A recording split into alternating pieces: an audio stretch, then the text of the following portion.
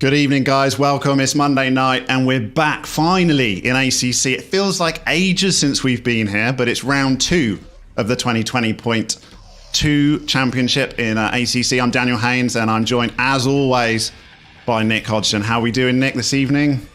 Very, very good. Thanks, Daniel. Already getting tripped up by the season name this evening. I see 2021 points. I know. I've not even started drinking yet. That's a great start, but it is a fantastic track. I absolutely love Zandvoort. I've not done too many races here, but every single one I've done, I've had an absolute blast, despite it being a track that's very, very difficult to overtake on. So it'll be interesting to see what results tonight. The weather looking a little bit cold, possibly a little bit miserable. Very good chance of rain in the race. So let's see what happens.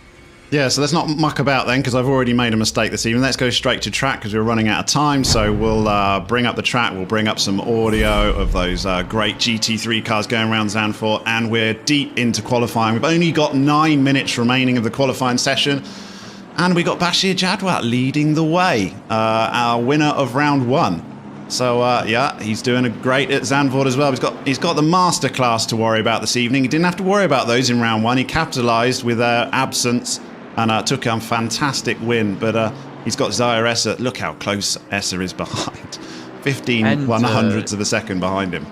And deploy 15 100ths of a second behind Essa. So, you know, not even half a tenth is separating the top 3 at the moment. That's absolutely incredible. Bentley. We haven't seen the Porsches up front for a while now. Good, in fact, to really see them challenging for some serious points once again. But this is likely to be a little bit of a Bentley track. I know from chatting with my Point Blank sim racing team buddies that they're expecting, if it does rain, and it's quite likely that it will rain, that the Aston is going to be the strongest in the rain, but the Bentley is not too shabby at all.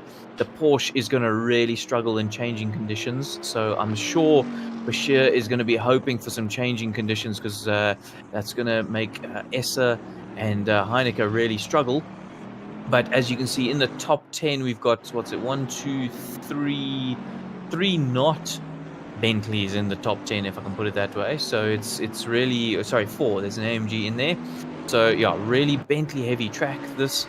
And I mean, if you look down all the way to the top 14, predominantly Bentleys. But we have had a few people drop. Remember, of course, this season is slightly different. There's no HLQ per round, so you're not going to see Dan putting up an HLQ. No. Because it's top 3 and bottom 3, very much like a typical football league, where each race we will have the top 3 drop and the bottom 3 get promoted. So there are familiar faces like Lawrence Sterner, for example. We're used to seeing his Aston Martin right towards the sharp end of the field. You're not going to see it tonight, because unfortunately he's down in Div 2. Yeah, but I've got to pull up a few different things. So we're going to bring up the championship table, because that really is just the results for round 1. But it's good to remind ourselves anyway. We've got Bashir Jadwat, had a great win. Ross Bartle was also good in second place, though. Quaid Claessen's third. Christian Deploy in fourth, who's having a good round here as well in qualifying in third place currently. And Heineke rounded out the top 5. So not much to look at with only one round to go. One round that's passed, and we've got plenty of rounds to go. So we'll move on quickly from that and instead go to our track layout. Zandvoort, like you say, I've done mostly F3 races around here. I don't think I've done GT3. So you're quite right, though. It's an absolute pain in the arse to overtake. It really is. It's a follow the leader and wait for a mistake sort of track. But it is the kind of track you can pressure people into a mistake. And it's so easy to make one. Totally. And it's very easy. Yeah, totally that. It's very easy to make a mistake as well, especially through the line of that turn 4, 5, 6 that's super quick. Yeah. If you get a little bit wrong towards the start, by the time you've got to the braking zone at turn 7, you're in all sorts of trouble. Yeah, and even the turn in for turn 7, very easy to end up with your car in the gravel on the left-hand side there. Yeah. So, you know, watch out for people making mistakes through that. Turns 8 and turns 8, 9, 10, quite tricky, that whole section. So, again, very easy to get the car to wash wide. It's not an obvious line that you've got to take through Yeah, it those sort corners. of reminds me of the arena of Nürburgring. It's sort of Yes, really exactly. slow, patient. You feel like you're forever waiting to get on throttle, and then, have I got an issue with my computer right now? Are we still No. going? I can hear you. Yeah, but my game might not be. Hang on. The stream does seem to have paused. Yeah, it's unfortunately I'm just gonna have to log out my game for some reason. It's crashed out. No, I think we are still broadcasting, so don't worry, everybody. We're gonna have a look at what's going wrong, and we're gonna jump back in. Dan's just experiencing a couple of. Yeah, that's a bit unfortunate. So we got a track layout. So you can carry on talking us through the track layout whilst I bring up an actual game to look at. I mean, that's not a bad thing to be not a bad thing to be stuck on. Turn 11, so we kind of got through to turn 10. Turns 11 and 12, I really enjoy those. 11's exceptionally tight, but of course you're then straight into 12. If you're in something like the Bentley, I'm not sure what the Porsche is like, but the Bentley, you can really clip those curbs quite hard, and the Bentley kind of thanks you for it. Turn 12, as you're going through the turn, it's so nicely cambered that when you get back on the power, the car just sort of, if you've got it set up nicely, just squats down and out you go, shooting all the way to turn 13, which I must admit is one of my least favorite turns on the track. And I've always just found it feels like a turn that should be quicker than it really is. So I've always found a little bit of misjudgment. And then on the exit of 13, there's that sneaky little curb on the outside, which you always want to use as much as possible of. But it can catch you out because there is gravel on the outside of that curb, and you stick a wheel, even half a centimeter of a wheel into that, and then you lose so much time all the way through 14, which is absolutely flat in the dry and optimum conditions. And then obviously down the start, finish straight, and that can, if somebody does make a little mistake like that, watch out, because you're going to have somebody making a move up your chuff and into turn 1. They're going to be throwing a move there. So these GT3 cars, not too much in the way of in the way of draft going on, certainly not in ACC, and not from what we've seen, unless you've got a Lamborghini or something like that. But I see we're back live. Well done, Dan, getting your yeah, we get there in the end. Hopefully that's the last we see of these sort of mistakes. But I'll bring up the weather, Nick, and you can carry on chatting. You can have a chat about the weather, because I think it might be interesting this round. It's not the moment in qualifying, but it very much could be a factor. So my absolute favorite thing about ACC is the weather, and the fact that we can get such a differing weather conditions all the time. So as you can see, the forecast 16 degrees average ambient, so that's average, remember, so it's going to fluctuate as the inverted commas weekend progresses.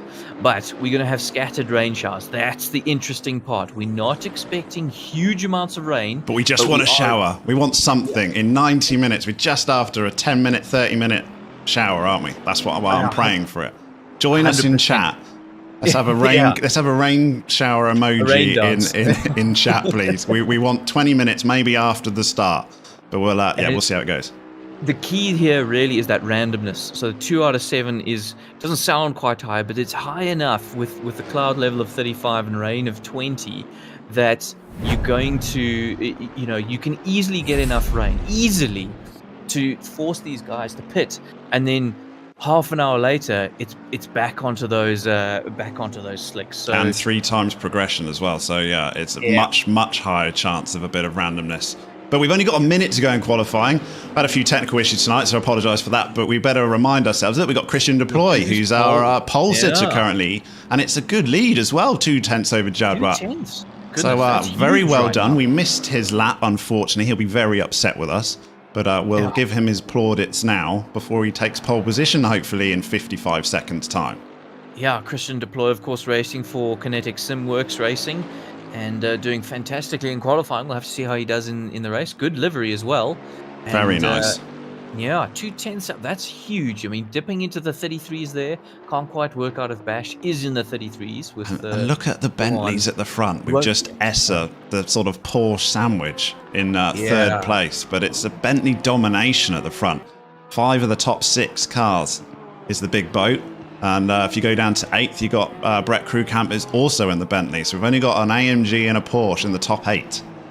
Oh, Brett doing well there. Kieran Patterson, we're used to seeing number 1, 2, 3. Kieran Patterson in the Ferrari, a bit further up in the pits right now, as the session comes to an end. And Chris Heineke as well, is doing very well in that Porsche. Morgan McCall, shout out to Morgan. Of course, his brother has got. I think he was one of the drops for last round. A shame. I seem to remember both of those guys were exceptionally sick last time. Yes, they had to pull out mid-race, didn't they? Yeah. But Morgan, I think, struggled through and has managed to keep his Div1 spot and is now sitting in 7th there.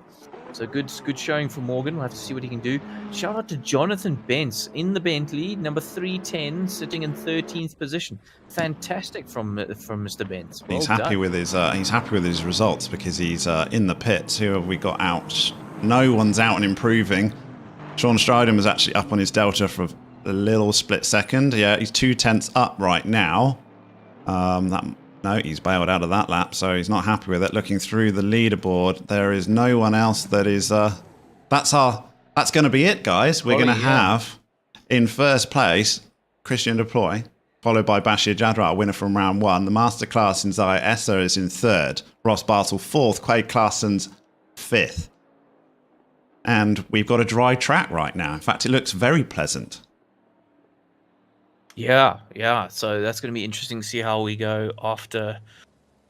After the session ticks over. Of course, we've got a couple of minutes. So while we've got a couple of minutes, I assume we're not going to go to an ad break just yet. Just a quick cheeky punt for SimRace SA has been invited to take part in the 10 Hours of Silverstone hosted by simracing.gp, which of course is where we host our SimRace SA League.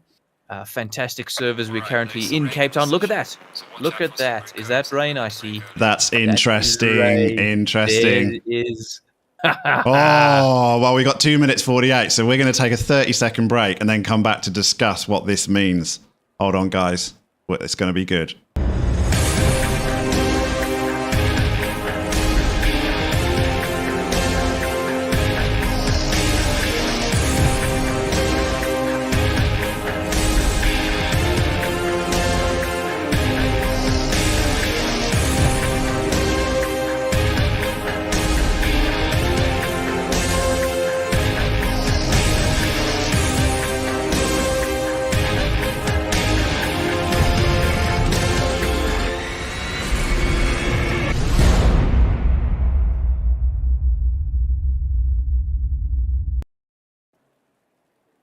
Okay, guys, we're back, and we're back to a wet Zandvoort for the start of this race. Everyone thought got away with it during qualifying. They go to grid, and they'll be frantically loading different settings. Obviously, it's difficult here because you pick your setup, and you haven't had a lap beforehand, have you, to adapt to it or suggest to yourself how dry it is, how wet it is. You don't know. You just have to take a complete punt, just what you can see in front of you.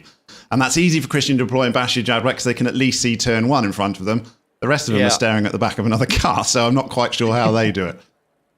So I'm currently sitting on board with Christian Deploy. We'll see if he turns his windscreen wipers on. He'll tell us what view he's racing in. But just a little bit of insight, and obviously I know exactly what the point blank chaps are doing. Oh, and that's cheating. It is. Well, the fact is they've got about 8 setups for different conditions because the conditions. 8? Yeah. Seriously, 8 setups. Look, the setups aren't massively different from each other, but it's certainly in terms of tire pressures, TC. How is that ABS, labeled in their that. game? Is it like moist, mildly moist, soaking wet, monsoon? I think they've avoided the word moist, but moist 1, 2, and 3. Yeah, I'm telling you, it's going to be in someone's save data somewhere. somewhere, but because of all the temperature and how much it fluctuates, and they will be trying to look at the weather reports, seeing when it's going to change, all of that kind of stuff. It makes such a big difference in ACC. If you don't have your tire pressures absolutely spot on, you're losing a second a lap quite happily. As we hear the engines start to go, I see Deploy has deployed himself onto the track in pole position, waiting to go. And no, I couldn't resist saying that. He'd be waiting for that, just desperate for him to get Every pole. time. So we've got 5 seconds. We've got a parade lap. We had an absolute nightmare of a formation lap at Nürburgring in round 1. We do not want a repeat of that, because we had 4 drivers get a drive-through penalty for not obeying the principles of the parade lap. So I think anyone that did get a penalty is obviously going to be well aware of that. We didn't get anything in Division 2 or 3. These guys will need to just follow the instructions on screen to the T to avoid that, because you've ruined your race before it's even started. Yeah, exactly. So we'll see who does well here. Lights on, you can see all behind. Scrolling all the way down. A quick cheeky shout out to a few of our other guys. So Jason Isherwood doing really well there in the McLaren in 11th, number 53. I'm sure our fearless leader Jason Holden Jones will be loving to see that. I'm a big McLaren fan, is he. And also to Endron Governor doing very well in that Ferrari. Endron typically not having the best qualifying. He used to be my teammate in ACC, and he always struggled in qualifying. So fantastic to see him doing well. I see cars kind of all over the track at the moment. They like to muck about in Division 1, getting their brakes up to temperature. It's just got to make sure that you don't fall foul of the rules of ACC and cross that line with a terrible penalties. You don't want to be getting any of that. I mean, I'm seeing Isherwood, or it looks to be Isherwood, because he's the only McLaren. But he's got Patterson. So now he's got Patterson ahead of him. He's driving through the field now to get back in his spot. Yeah. So at the front, we've got all the Boatleys in the rain, and we've got Essa sitting duck in the Porsche. Do we think? I think he's gonna struggle in that Porsche in the first few laps. Would be my bet. We'll see how he gets on. Obviously, a very, very experienced driver. He'll be more than familiar with these conditions, but.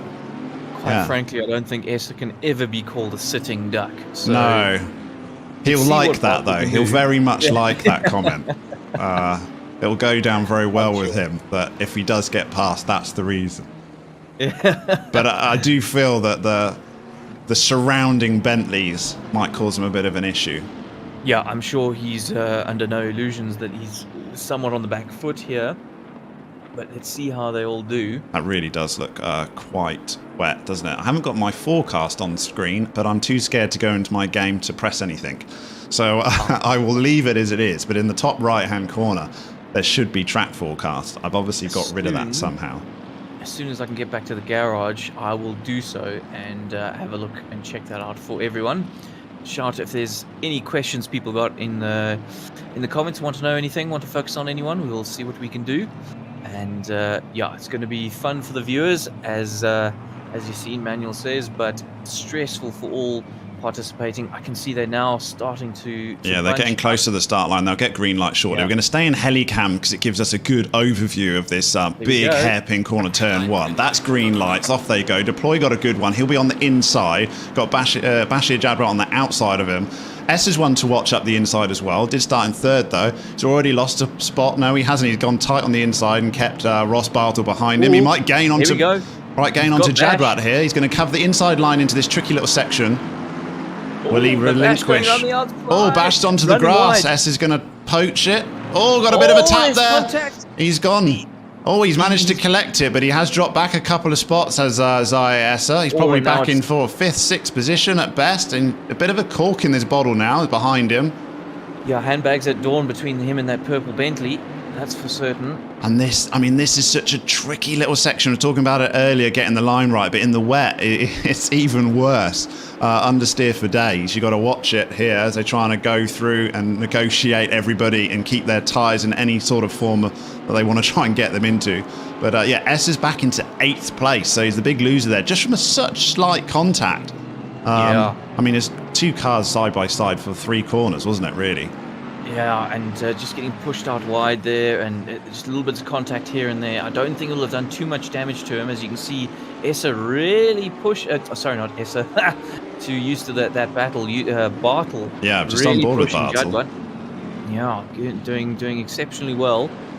We'll jump back to TV cameras now as we join the start of this race. Christian Deploy, though, he'll be pleased with his start. Managed to hold that inside line and keep it off, and then left Jadwat and Essa to fight it out between themselves. But Jadwat settled down now, and he's definitely not getting Deploy.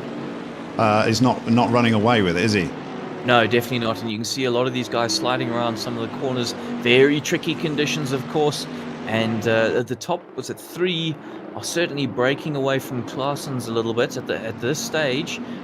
Bartle maybe just sitting back a little bit, letting Bash have a go at Deploy and seeing what happens. Of course, already making a place on Esso through some of that contact, and we see Waldo Swiggers taking the only man to get a drive through. So most of the drivers seemingly behaving on the formation lap. That's not an accolade you want, is it? Oh, it's the only one to get a drive through on the formation lap. Unfortunate for Waldo. He will have to take his punishment. That's such a big punishment as well. Seriously, guys. Yeah. It's not worth the hassle of the parade lap. But apologies, Waldo. I hope you're not feeling too hard done by at the moment. Ooh, running a little bit wide is the Deploy there, and Bash immediately on him. You see what I was talking about? Make a little mistake, pressure someone into a mistake, and there is an opportunity begging straight away. Bartle, it does have to be a bit more than a little mistake here, doesn't it? I feel like it's...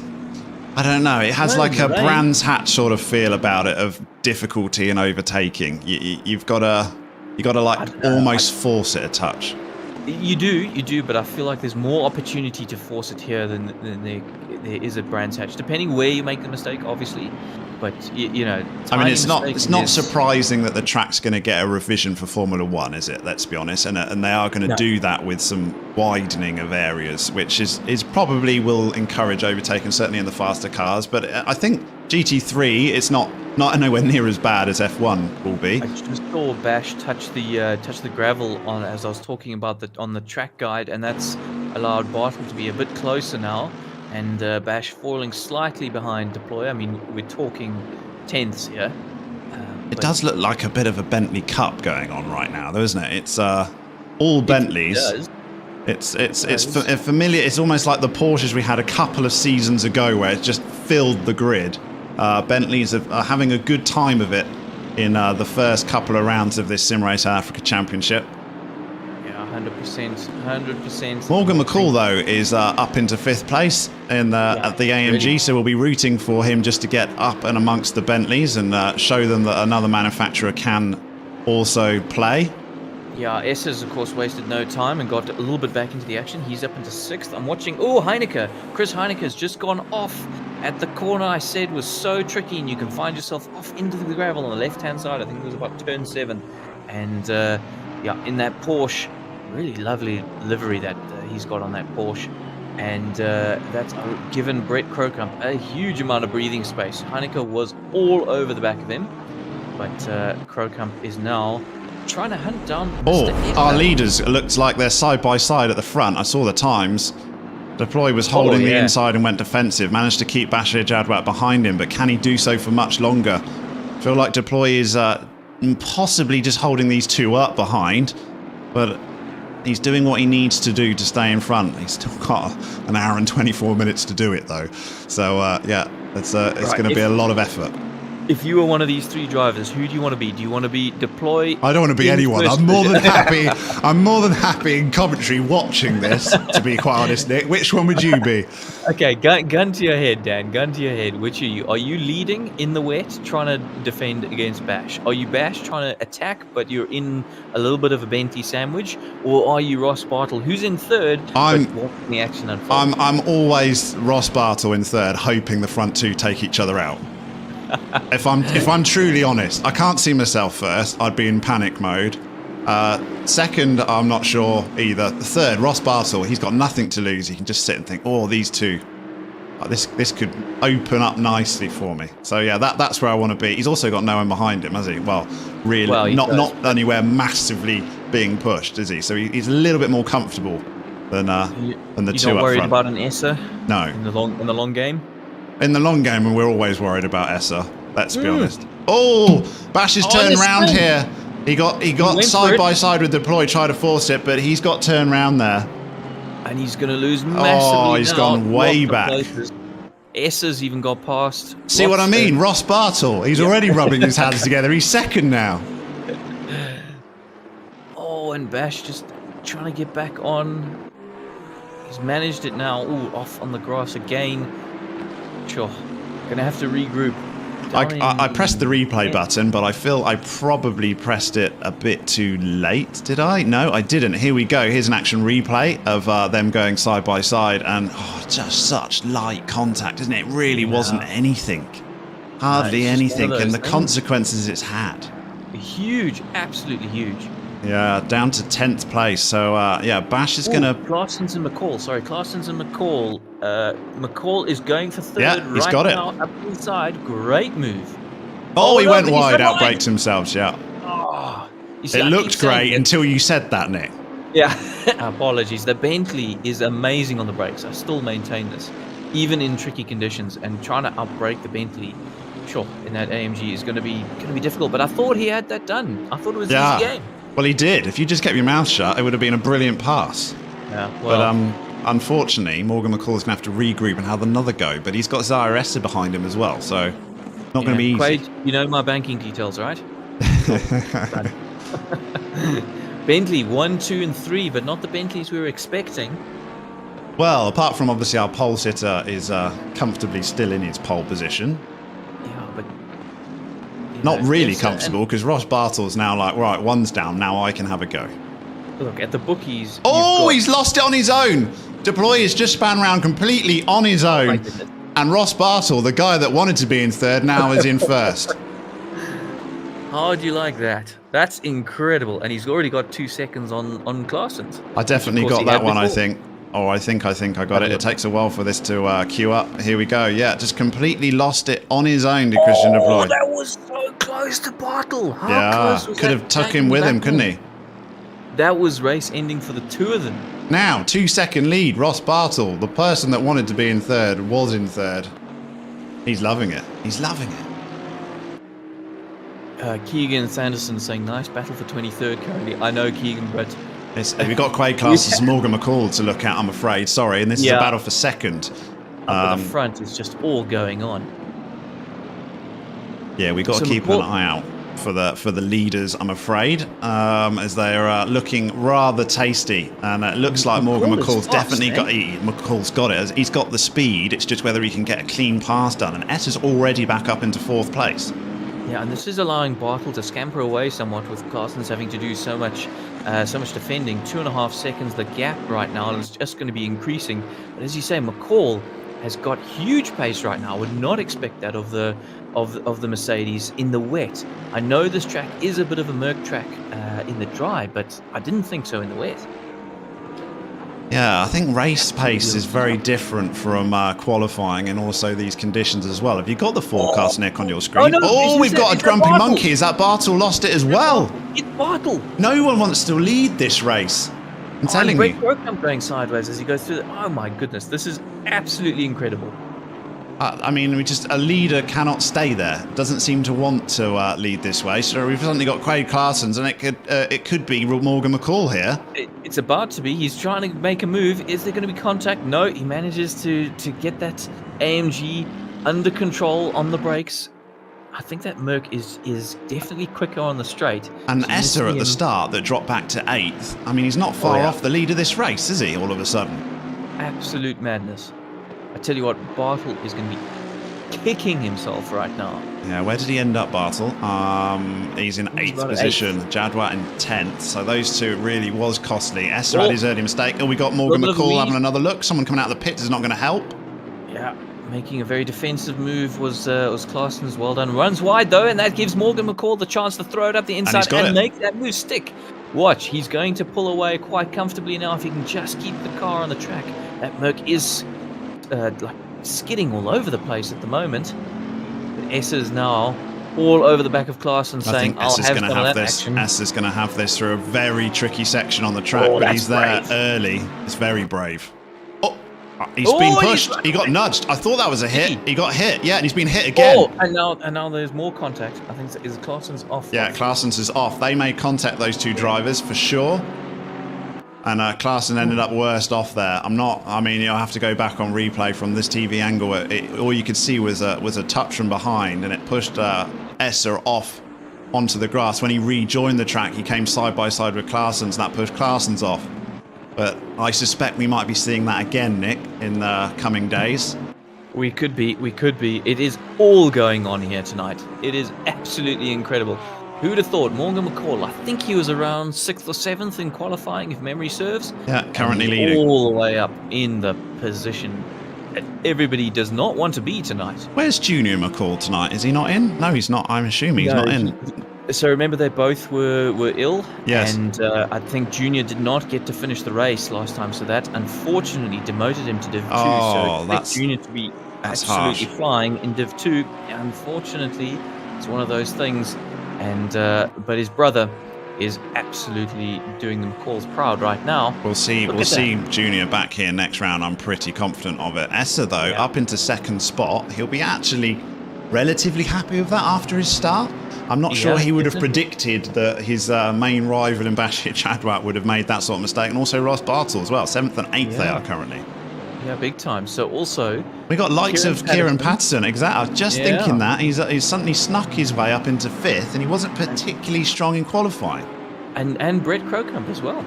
I mean, they were both outside the top 10, not too far, but both around outside the top 10, I think. Well, actually, no, Crocombe was around 8th or 9th. So, but it's still huge places gained by both of them. And I'm looking at Morgan McCall's delta. He's sort of 3-4 tenths up. Now he's been released. He was definitely being held up. He was quick, wasn't he? He's got 2.3 second lead over Esser, and he's stretching it as well.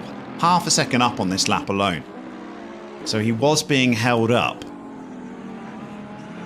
But yeah, it looks very wet, Nick. We're expecting a shower, but this is a bit more than a shower, isn't it? I mean, we're talking standing water everywhere, full-on wet conditions right now. Have you got a forecast on your screen at all? Yes, I do. Right, so now we've got a half a second to breathe. The track is, big surprise, currently wet. It's not flooded, but it is definitely That was a wet. Murrayism right there. The track is currently wet. Brilliant. I'll take a drink. Okay, good man. So currently we're at 3 minutes, according to the forecast. 3 minutes, which you got to times by 3. If I'm doing my maths correctly, it is going to be wet plus, and then wet plus again at 10 minutes in. So it's only going to get worse, chaps. 12 degrees is the track temperature. 12 degrees is the ambient temperature. 0 k's an hour. So not a breath of wind, despite the rain looking like it's coming down at an angle. Not a breath of wind to be had, but these guys are in full wet mode, and this is just the best thing to watch. I really like a wet race. I know you want variable conditions. Yeah, I wouldn't mind a drying line, but let's be honest, we got 1 hour 15 minutes and our forecast only goes for 20 minutes, so there's still plenty, and with the 3 times progression, still plenty. This is a little bit wetter than I was expecting. I think it's probably a little bit wetter than quite a few of these drivers. We've got a grumpy monkey car off on the side. Interim governor, in the Ferrari. In the Ferrari, yeah, he'd done so well in qualifying. He must be struggling in the torrential rain. But we got Brett Crocombe all over the back of Deploy. Remember, Brett's just lost it. Oh, he's held it. What a hold! King. He'll be happy with that. I'm telling you, that is a new trouser moment right there, because he was full sideways, and he's managed to only lose 1 spot. Apparently, Brett was wearing his brown pants today, because that was incredible. Oh, but Kieran Patterson's having another go now here. Yeah. He's on the outside, though, as they come into the chicane. Brett hard on the brakes and late on the brakes and runs deep. Oh, that's unfortunate, Brett. You had that. And now, who's that in the Aston going to have a dig as well? Sean Stratham. Yeah, so old Patterson's having a great race. He's loving the wet conditions. I dare say more than the dry qualifying conditions, because he's moved up into 4th position now with that. Here we got Brett Crocombe's going backwards, isn't he now? Yeah, he ran wide at that corner. I warned everybody of the gravel there, and now Ross Bartle's going to have a go as well. Brett's going to lose about 3 positions in 1 lap. I imagine he's not going to fight Ross for this. No team orders, but still. And Bashir's trying to follow him through, though. Jadwat's trying to follow him through. I think he's going to let both go. He's gone 4 places down in almost as many corners as Brett Crocombe. Down into 8th, that will be. Yeah. when the timing screen finally recovers. One little Bentley showboating. Oh, it's hard. Yeah, it's difficult though, isn't it? Because it's a rhythm circuit, isn't it? There's not much space for you to sort of regroup. You haven't got like a long straight like spy. You can suddenly collect your thoughts, give yourself a slap on the head, and think, "Come on now, knuckle down." It's a rhythm circuit, and you get out of rhythm and you lose 4 places in as many corners. That's exactly what happened to Brett, unfortunately. Yeah, 100%. And now Ross Bartels really closed up on Sean Stratham, who of course benefited from Krokram's little mistake, and Kieran Patterson is scampering away ahead in that Ferrari. Absolutely the quickest man in that Fezzer by a long way. It's definitely mixing up the grid, isn't it? Because we've got quite a few of the guys that had started sort of, I'm not really midfield, but lower the top end, and they've worked their way up through the top. I'm thinking who else we've got. Chris Heinecker as well, Venter in 11th, Hall in 12th, Kruger in 15th as well. I think he's gained a lot of places as well. I think it's his last race in the LLC car according to the chat, so he's going to enjoy it, sign off on that livery, try and see whether he can. I think if you can just have a clean race and not spin, you're going to do well here. That's what we've seen, isn't it? 100%. And I mean, we were talking about how this is just the Bentley Cup, but it's absolutely not anymore. We've got a Mercedes leading, followed by a Porsche, followed by a Bentley, Ferrari, Aston. So top 5, all different manufacturers. How's that? I've seen a lot of boats going sideways. Bit unusual, isn't it? For the reputation that we've given it over the last 3 seasons, it doesn't seem like a Bentley wants to win this race now. So we got. It doesn't. No. But I know that Aston that Sean Stratham's driving will be an absolute pleasure right now. Yeah, we've often seen that the Aston do well in wet race conditions. It's just easy to handle, isn't it? It's not going to. But then I would say that Kieran Patterson would be the complete opposite in that Ferrari, but he's doing a grand job of it and has been for the entire of this wet race so far, up into 4th. So now, if this was a completely normal dry race, I would expect Essa to be closing in on Morgan McCall fairly rapidly. Looking at Essa. the lap However, times, he was half a second quicker in his last lap round, though. So he is definitely closing. The gap was 2.3 seconds. Now it's 1.3. So he's dropped a second off of it. Certainly is catching a call. Let's keep an eye on that. Let's keep an eye on that. I'm looking who else is doing well. Chris Heineker's 3 up. Oh, Bartel is suddenly having a bit of a drift moment. Oh, yeah, he's lost a bunch of places, but Kieran Patterson has not lost a bunch of places, has gained a bunch of places. Oh, I saw Bartel on the back at deploy. Oh, Bartel's just disconnected or something, hasn't he? Because he's just shot straight through my screen. Gone. Yeah, he's gone. So that's the end of Ross Bartel. That's a real shame. We've got Kieran Patterson, though, all over the back of Christian Deploy. Soon, we might not even have a Bentley in the top 3. Can you imagine that? Unbelievable. Just unbelievable. Our pole sitter is the only one that sort of managed to hold on to his top 3 spot. Now, we had Essa and started in 3rd up into 2nd. Pole's in 3rd position right now. Patterson's had the race of the day so far, hasn't he? Well, obviously, Morgan McCall as well. But Patterson, he's loving it. He's loving it. He's going for a podium spot right now. I wonder if he can make it. The Bentleys are just super struggling in the wet. It's very, very surprising. So, to remind ourselves, we're 20 minutes into this race. We've had more leaders than you could shake a stick at, but currently our leader is Morgan McCall, closely followed by 1.4 seconds to Zaire Essa in 2nd position, Christian Deploy in 3rd. Quite a substantial gap from between those two, as I'm seeing a Bentley relatively sideways once again, something we've seen familiar. Patterson's had an awesome race, and he really has. He's going up for 3rd. Really has done awesome. So I think he's the big winner, and it's just whether Morgan McCall. We've still got over an hour to go. I know. I'm worn out as it is. I'm really struggling to keep with this, and it's an hour and 9 minutes to go. Anything could happen, and we could even finish with a dry track or something. So don't go anywhere, guys. Who's going to win this? No, anyone could win it. We've only got the rain increasing. However, the temperature has increased by an entire degree. So, changeable conditions, I guess.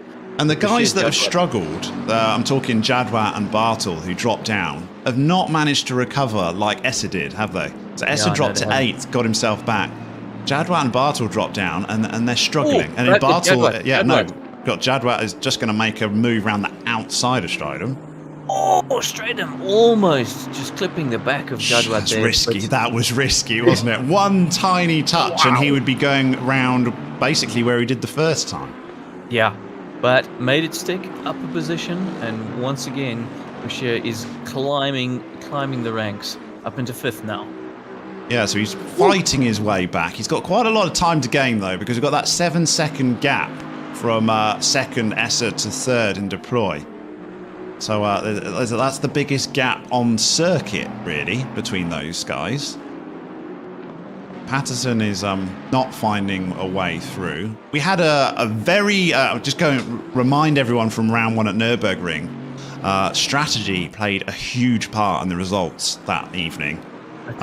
Guys undercutting. Well, they made... Like Ross Bartel undercut and gained 3 spots. So strategy here, though, could be very different in the wet. You surely want to go as long as you possibly can before you make a decision.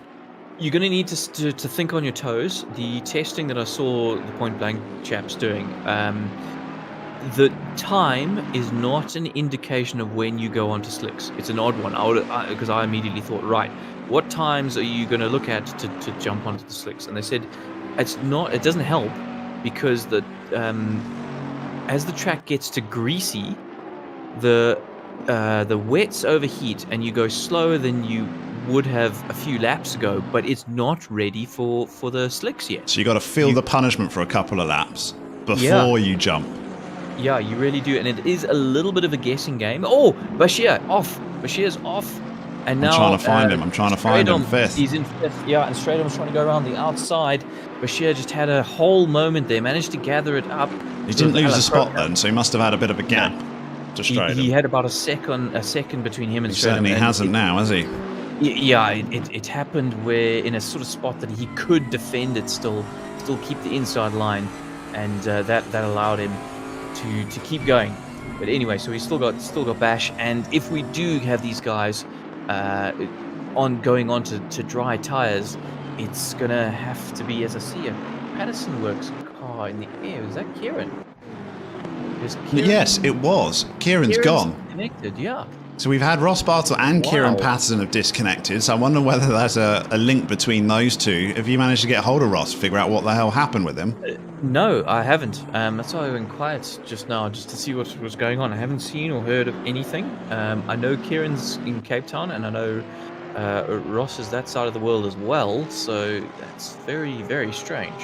Yeah, 2 guys that will be very upset with a connection issue, it does seem, especially Kieran Patterson having a blinder of a race up in 4th spot. So that gets Bashir Jadwat back up into 4th position on his comeback drive. Still got an hour and 5 minutes to go. So there's plenty of time, and especially if conditions change and we have strategy calls as well coming into it. Still loads to play for, and now we've just seen deploy go wide, and Bashir Jadwat's taken the pole position. Podium spot. Up into 3rd spot is Bashir Jadwat. So deploy just completely outbrakes himself. But we've seen anyone in a Bentley make a mistake, haven't we, basically? Everybody in a Bentley has struggled in these wet conditions.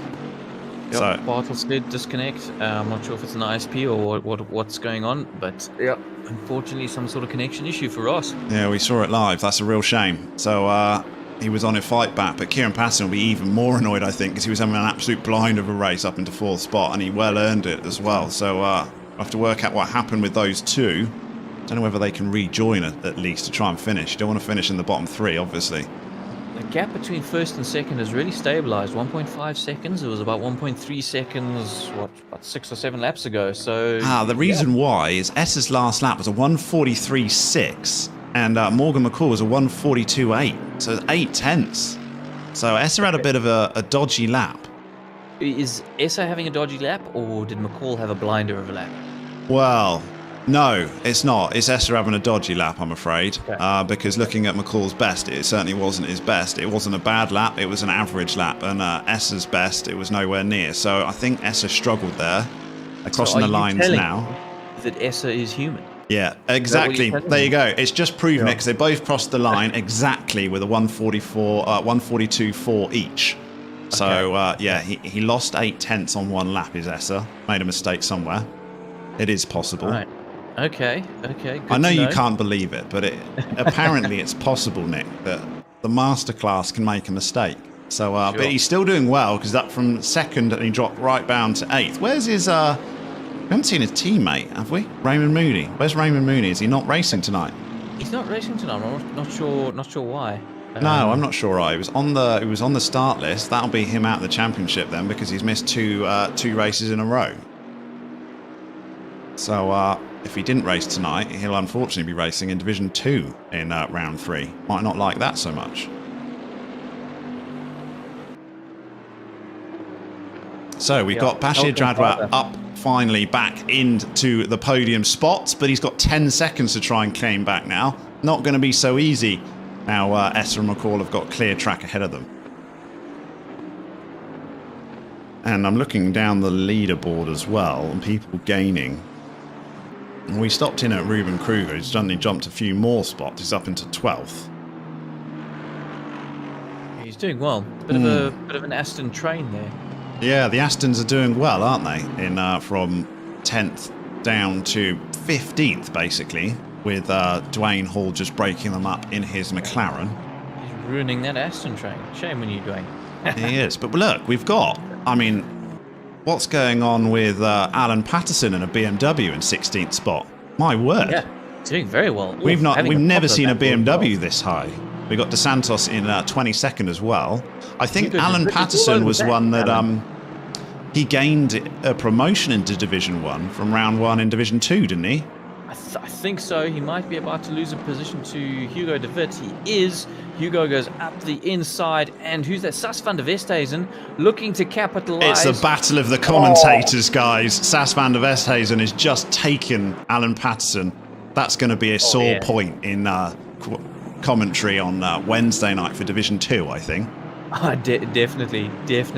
And you don't want to be commentating with your arch enemy, do you, really? It helps if you haven't just sliced them up the 2 days before. So Sas doing exceptionally well, making I know Sas will be moves. loving that. He'll love that move. He'll be boasting about it later. But I have to say, Alan Patterson in the BMW, he's been promoted from Division 2 to Division 1. Doing very well. Very well. Very, very well to be in the top half of the Division 1 race his first time back. Quickest BMW. Quickest BMW I've seen in the last 3 seasons. We haven't had a BMW in Division 1 at all. Yeah, so it's nice to see it. And unfortunately, though, losing a couple of positions that last lap, but having an absolute ball and a whale of a time out there, I can guarantee you. A whale of a time, quite literally. They are swimming their way around this track. So, how are the gaps at the front holding out? That is stabilised, isn't it, between McCall and Essa, 1.6. Seems like Essa's quite happy just to sit there and maybe wait. Got third is 10 seconds down the road, which is also similar. They're lapping all within 2/10 of each other, the top 3. McCall, Essa, Jadwat just went through the line very, very close. Yeah, within 2/10. So it's not going to change much unless we get a condition change, quite possibly. Dwayne Hall clearly didn't like me calling out his McLaren because he is now all over the back of Ruben Kruger. No, he wants to get out of that. He thinks the Astons are holding him up. Oh, yeah, clearly. So yeah, Dwayne doing exceptionally well, leading McLaren right now. Sitting comfortably inside the top 20, looking to get himself inside the top 10. Which would be fantastic to see. I really hope he can make his way forward. There is a bit of a gap though between Kruger and Kotze in 10th. We've just had a car behind spin. Who was it? There we go. Janssen van Vuren in the Aston had just spun on turn 1, and he's going to be overtaken by Thompson. Heineke is in the pits, and we've had interesting.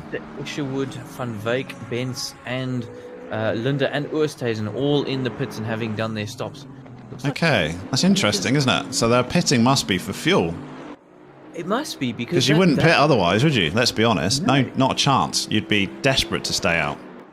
So I mean, I know that the strategy for us as Point Blank was to run as heavy as you can in the wet because you never know what's going to happen. And the penalty you pay for carrying lots of fuel in the wet is minimal. Yeah, you in fill that comparison- car as high as it'll go, and you just Yeah. you just try and outlast everyone until it just gives you more options, doesn't it? All right, it might come dry in the first 20 minutes, but So Heineke's now on 19th and dropping 20th now. So, as you say, it does give you the flexibility. You do have to have a pit stop in this series, but it can literally be a stop and go. You just got to stop in your box, maybe put 1 liter in or something like that, and then get out of it. yeah, I mean, So- you'll save time in refueling as well, because the fuel takes quite a lot more time if you go light to start with.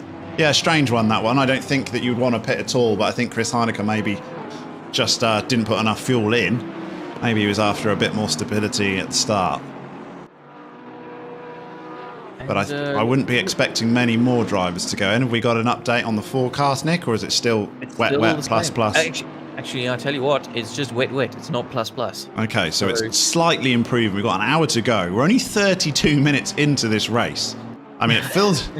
I mean, it's been exciting, but in some ways you feel like you've seen enough action for a 90-minute race already, and we got an hour to go. So there's plenty of time for, in the next 20, 30 minutes for it to suddenly dry out. So guys are going to want to... We've got Ramsden's also going into the pits from 15th position. Slightly higher on ping as well. So is he from our UK, Alistair Ramsden? Might be a European ping, that looks like to me. The rest of them are all super low. Patterson also coming into the pits. We've got a few guys that maybe just split their fuel, but this is light. It's not even halfway, is it? It's not even halfway. It's incredible. This is early, whichever way you look at it. But I'm looking down the field, and we got like Venter, Van Veek, Isherwood, Bentz, all pitted. Yeah. So it's not unknown to come into the pits early. Whether that's gonna, I mean, you feel they're gonna have to have are they doing a 2-stopper? I mean, it will be a 2-stopper if it goes dry. To keep an eye on those guys. Can't feel that's going to be a benefit to them. Got to think that they've pitted because they had no choice purely because of fuel. Sure, that's incredible. So I can't see that one any which way. Oh, I've got Jadwat. Is that right? 2 seconds behind? No, Esser's suddenly dropped 10 seconds behind McCall. I was thinking Jadwat had closed the gap. It's not. Esser's dropped back. So he's made a mistake as Zaire Esser, and we got Morgan McCall now. Has got a very comfortable 10-second lead at the first stint in this second round here at Zandvoort. Yeah, he's way up the road, having passed a bunch of back markers as well. He's passed, who's that? Van der Merwe. We got Wesley in chat says that Esser's PC froze for a little bit. No. So that might... It froze for about 10 seconds, I would say, because that's how much time he's lost. Yeah, we've got a few people that are having a few technical issues on their PC, and me being one of them at the start of this commentary. So, yeah, I wonder what's that all about. Mine was literally just a game freeze, though. I don't think it had anything to do with connection, but yeah, unfortunate. Just watching Bash, it looks like he's pushing incredibly hard to try and catch up to Esser now, but maybe pushing a little bit too hard. Car just getting a little ragged through some of those... some of the last corners on the track, sort of turn 13 in particular. So I just wonder if he might be overdriving the car slightly. But he'll be at least sort of comforted in the fact that he can see Esser in front of him, where he hasn't been able to see him for quite some time, I wouldn't have thought. So all of a sudden he's got second place staring at him in front. Inspires you just a little bit. Very close. Look at that. Those three guys are absolutely on top of each other. Led, of course, by Sean Stradham in the Aston, quickest Aston right now, and followed by our pole sitter Deploy, Christian Deploy in currently in 5th. I think that feels like a long time ago that he sat in pole position waiting to start this race, and he's still got 54 minutes to go, but not quite as enjoyable. That can be hard, can't it, when you're in real nail qualifying and it doesn't pay off for you. It's frustrating. No doubt put in a huge amount of effort to get that pole position. And then, conditions have just been real tricky for him. Brett Krewkamp is up into 6th spot as well. I had a couple of problems, but has Brett during this race, but No, he's I think doing everyone things has, though, well. isn't there? I mean, no Yeah. one's not had an issue, really. Some have just recovered better than others. It's a little bit about making the best of a bad situation, isn't it? Pretty much, yeah, some definitely. of these guys really are. Ooh, 28. What's happening with position 28? Who is that? Hannes van Wyk. Looked like he must have... What on earth happened there? There was a yellow flag down the start-finish straight. I'm looking at his car, trying to see if I can see any damage. Well, he's did a 1:58 through the gate, so he's unbelievably slow, like 15 seconds down, so something happened. Yeah, something definitely happened, and it looked like it happened at the pit wall, so I'm just worried that he's plowed the nose of that Aston, but I can't see any damage. No, I can't see anything at all.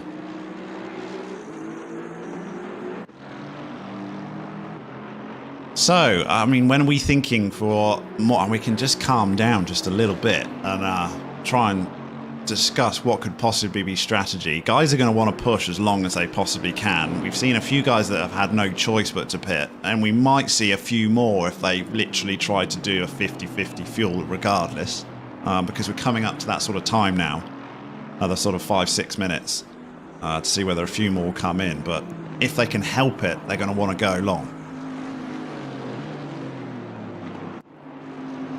As our leaders, Brett Crewcamp's probably the closest gap to deploy still, fighting for 5th spot between these two Bentleys, both of which have had action this evening. Both have done their fair share of drifting in those Bentleys. But now they're on a bit of a recovery. We've had a few guys recover nicely. Bashir Jadwat was one of them, up into 3rd spot. Essa has recovered the best, dropping down early in that lap 1 incident with Jadwat, and is now up into 2nd spot. And but Morgan McCall not really put a foot wrong, and he's been super quick in race trim. And we're looking at a 10-second gap still after Essa dropped back with his PC freeze. And he's just trying to hold that now.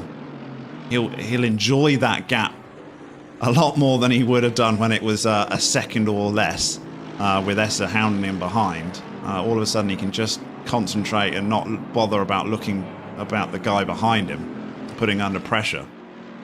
See, Wesley Ferrant in the chat is reckoning we might see a drying line in about 20 to 30 minutes. I'm not convinced, Wes. I must be honest. It does dry a lot quicker with the 3 times progression, though. We have seen how quickly it can happen. Yeah, so it reckons in 10 minutes the rain is going to start to abate, but not by much. We got a heavy rain minus, so it's going to slowly abate, but not. I don't think it's going to stop. Not for a while. Not for quite a while. I see Chris Heineke's up to 17th now. Of course, the man we were talking about in the pits. He has worked his way back to 17th, so he's doing all right at the moment. But you just feel that, I mean, if there is a drying line and it looks like the end of this race will be in the dry, he's got to pit again anyway, hasn't he? So he hasn't particularly gained anything apart from fuel time. Yeah, it's true. And I mean, you don't gain a huge amount of time in fuel in the wet. Maybe it's a Porsche thing and the wet's... We've got S's doing perfectly fine in the Porsche in the wet. Yeah, I'm not quite sure. I think it could only be underfueled, really. Committing yourself to a strategy like that is brave in the wet, but sometimes that kind of thing does pay off. Yeah, good point. There's also a lot of cars on track, and it's a short circuit, so clearing water is a bit quicker than it maybe would have been at some of the longer tracks and circuits. But and the 3 times progression does catch guys out, but at least you don't get caught out with a shorter lap, and you're not going to get caught out massively. But they'll probably all be piling in roughly at the same time.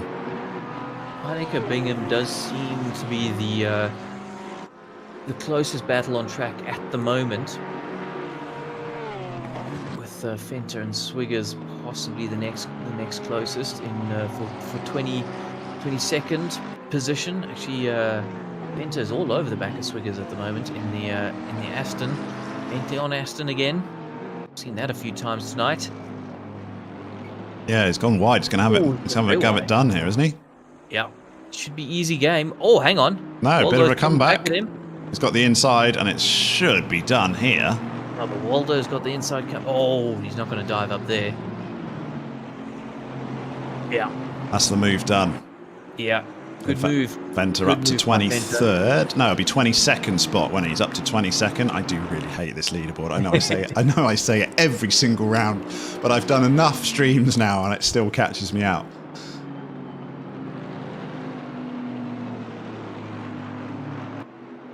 Yeah, Heineke really trying to pressure Bingham at the moment. Oh, he's so close. He's all over the back of him now.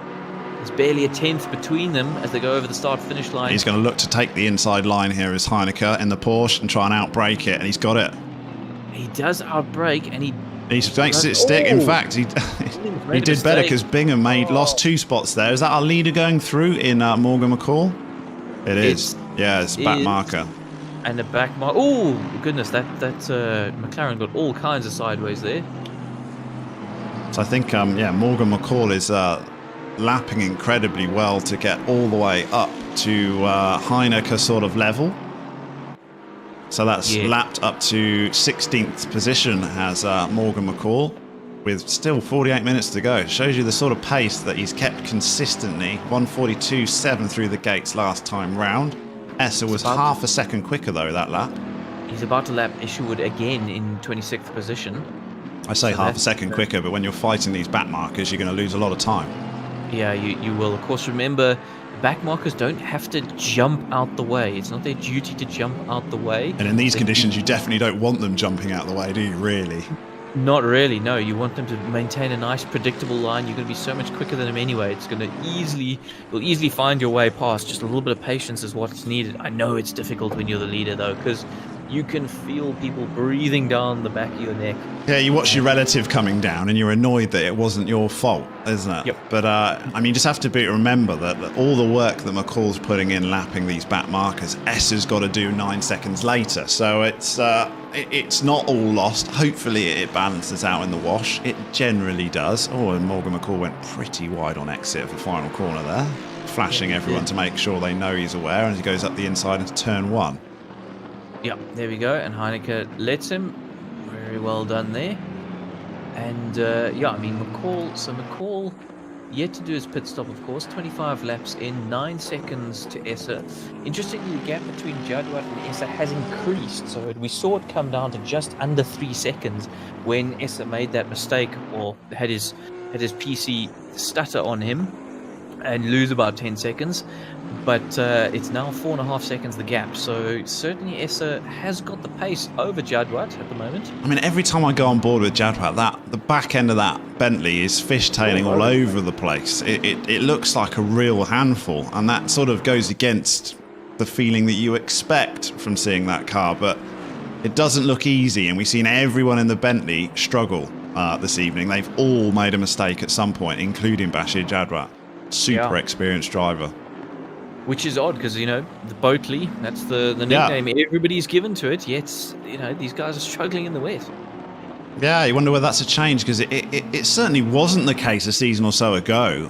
We were seeing, everyone was saying how much they enjoyed it in these wet conditions, but yeah, Jadwat's been skating a little bit every time we call on board, but he's not been the only one, has he? So you can't put it down to an individual setup mistake. That seems to be a characteristic of the car.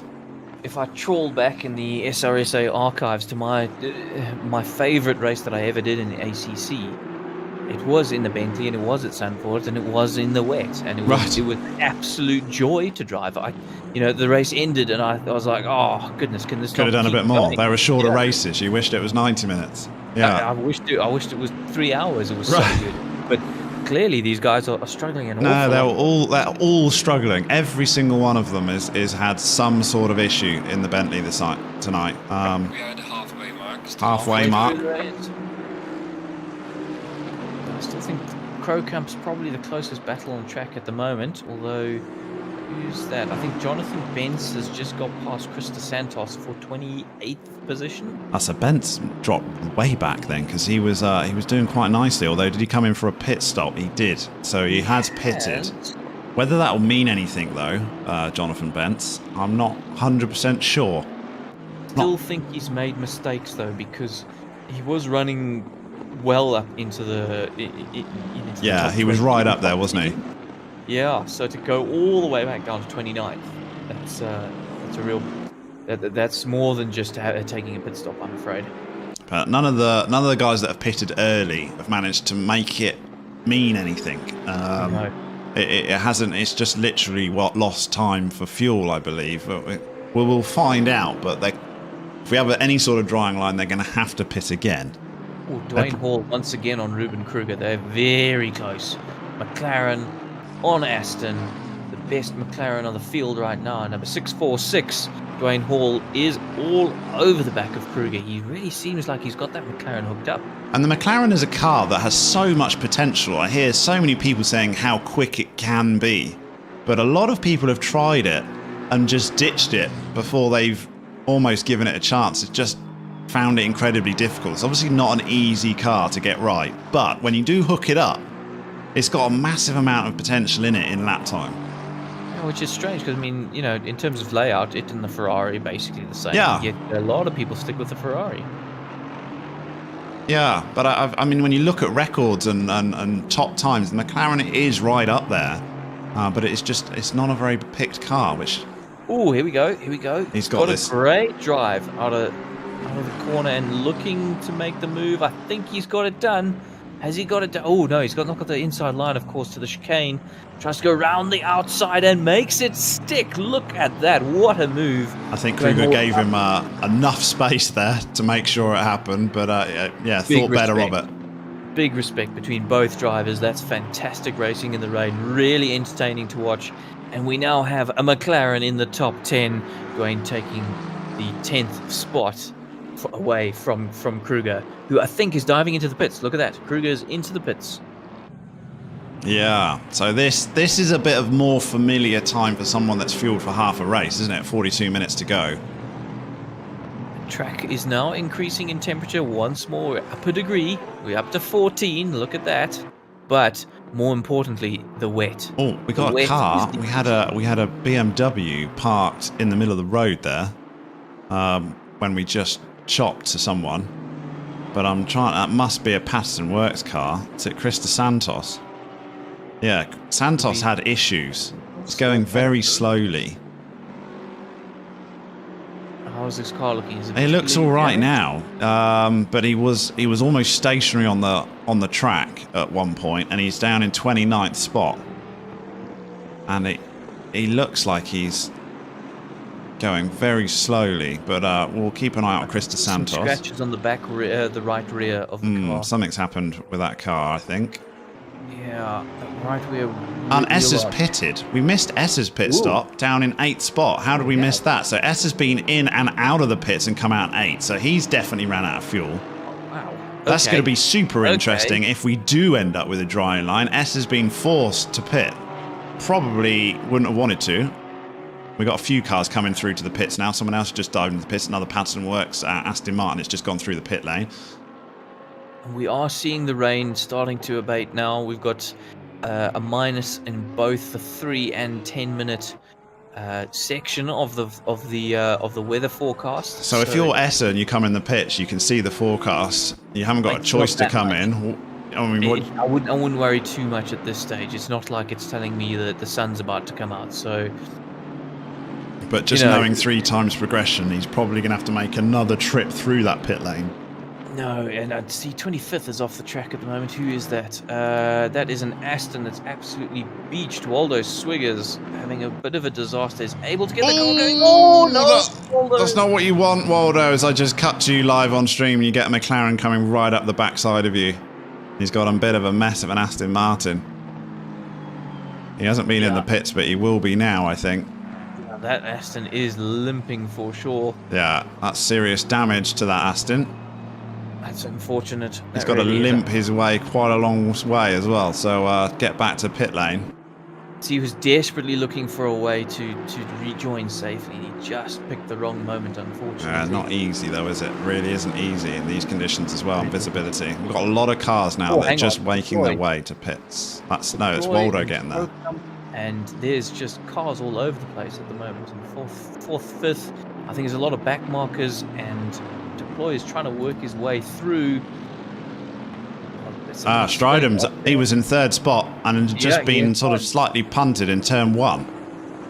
Is that what? Did you catch that? Can we see a replay? I didn't catch it enough for a replay, I'm afraid. That's a shame. That's a shame. So S is the first one that's pitted. The rest have gone as long as they possibly can, which I've got to feel bodes well for them in the long run. They're going to want to try and push it. Morgan McCall's still out. Jadwat's still out. Deploy back up into third, but 17 seconds back now. So there's quite a big gap from those front two. Yeah, ESA pitting is really an interesting move. As you say, it must be fuel or something, because there's no ways you'd give up track position at this stage of the race. Not if you're looking at the forecast of it improving. I mean, you're going to be desperate to try and get there. But it's not relenting as much as we thought, and it's still only 38 minutes to go. The clock's ticking down now. It's getting tight as to how much of a benefit this will be if we even do get a drying line. Yeah, I think if we do get a drying line... we've got Bash coming in. Bash is into the pits. Interesting. And Morgan McCall's in the pits as well. Our leaders are both pitting. Seeing if they stop on their blocks, fine. McCall looks We'll stick with Bashir Jadwat is pit stop. Make sure he gets it settled. Having a look. Where is he going to stop? Where's he stopping? Oh, of course, he's our championship leader, so he will be at the front. Looks good to me. McCall's on his way out now. Are they going to take tyres? Do you take tyres, do you think? Ooh, that's a question. You stick to the wets. I mean, Bash hasn't gone up on his blocks. No, I don't think I think he just went straight through. Fuel, no tyres. Yeah, I think that's probably a good call. Especially his card wasn't jacked, so makes me lead to believe that that's fuel, no tyres. I'm sure. No, Dwayne Hall has had a big incident. His McLaren's looking very second-hand now in 9th. He got all the way up into 9th position. I think we're going to see him falling down. Is he going to jump into the pits? Yes, so Dwayne Hall's now coming into the pits as well. Sorry about that. So now we've got to deploy and in first, Crowcump. Oh, Crowcump's been off. Crowcump's been off. Oh, just cut that big shunt. Massive hit. Oh, that was huge. I could see him rejoining, and then the tires just spun, the rears just spun up, and he just kind of slid across the track. And it's not getting any better either as he comes in contact with another car. Just trying to correct himself, spinning all over the place. Not quite sure who that was, but Crewcamp is going to be way down the field now. Yeah, I'm sure he's gonna jump into the pits, surely, to fix that damage. There must be a lot. So Morgan McCall is our net leader still. Essa in second still. Jadwat in third still. So it's as they were for those three that have pitted. Definitely don't think they took tyres. They've just taken fuel. Possibly they may be coming in for a tyre change, but they'll push this as much as they possibly can now. They've sort of committed themselves for the last 36 minutes of this race. Yep. Deploy, though, all of a sudden is leading, and he's I mean he's not really, but he is in a way that he's at least got the strategy call, hasn't he? Depending on how much fuel he has left. So what was his last lap time? His last lap time was a 1:43.7. He's fighting with traffic. I'm just going to look at the... I mean, everyone's going through slowly now. In fact, times have got worse. Essa was a 1:44.3, so is slower than Deploy. Jadwat, who was on his outlap, so hasn't actually crossed the line yet. I'm trying to see who else. Heineke, maybe, possibly. Just see how they're about 1:43.8. No, his lap times are good. Deploy's lap time, nothing to be concerned at whatsoever. But as you'd expect, I don't think they've changed times, have they? Tyres. Straydon's in the pits, Crowcump's in the pits, Thompson in the pits, and no, Bash definitely did not change tyres. I didn't see what Essa did, though. Yeah, I would be surprised. I don't think any of the wet tyres would be changed. I would imagine they'll push them again. It's not getting hot enough really to worry about the tyres going off, I would say. And it's certainly not getting dry enough. It looked like it was sort of letting up a little bit, and if anything, it looks wetter than ever right now. Yeah, Crowcump has been in the pits for a long time. I think there's a huge amount of damage to that Bentley, unfortunately, and he was doing so well. Oh, such a shame. Yeah, that was one hell of a hit as well, wasn't it? It was. I mean, the car literally jumped in the air. That was insane. He's in the pits, and he might be there for a little bit of time if he's doing repair on damage as well. Yeah. Our fellow commentator in Sas van der Westhuizen, just a quick shout out for him, up into 8th position. How's that? I mean, he's got to have a pit stop, which is why he's there, but he'll enjoy his top 10 spot for the meantime. And Mr. Fenter as well, up into 6th, also in a Bentley, also not pitted. But still, good effort from him at the moment. Yeah, you've got to feel that that is a benefit to go as deep and as long into this race as you possibly can, but it might not make any difference as the clock now is starting to be your enemy and it's ticking down, and only 30 minutes left of this race. So we now have McCall all over the back of Claessens. Claessens does not have to give way, but Claessens has not made a pit stop. So this is interesting, because if Claessens is slowing McCall down, I know there's actually, it's quite a large gap of 7.8 seconds between McCall and Esser, but potentially this could have an effect on the overall lead. Yeah, because it was 10 seconds, wasn't it? So that McCall want to hold on to as much of that lead as he possibly can. This is just dangerous for McCall, really, because he knows he's not actually fighting Claessens. No, but you can't afford to wait either, can you? Exactly. So it's almost a case of McCall's got everything to lose. And last time through the gate, McCall was 0.6 quicker than Claessens, so that effectively will be telling you how much time he'll be losing per lap that he stays behind. Could be 6 to 7 tenths slower a lap. And not counting, of course, the fact that they are battling. So the other thing that we have seen is this Merc is pretty darn quick out of the last corner. So is he going to have a lunge now into turn 1? Let's see what happens. In the slipstream, shouldn't be too much of an effect though. Not pulling out, so it's unlikely. Doesn't go for it. Just thought we'd ride on board with Morgan McCall just to give you a bit of an indication of what the visibility is like for these cars. As we're on his dashboard, it's not great. Let's be honest, it's not great. We also see that Morgan McCall might potentially be using his bonnet cam because he's got no wipers on. He uses bonnet cam, yeah. I think he uses bonnet cam, and I think Junior uses behind the car cam, if I remember correctly. Yeah, so you've been named and shamed for using bonnet cam live on stream because your visibility's bad, but it's because you're not using your cockpit cam.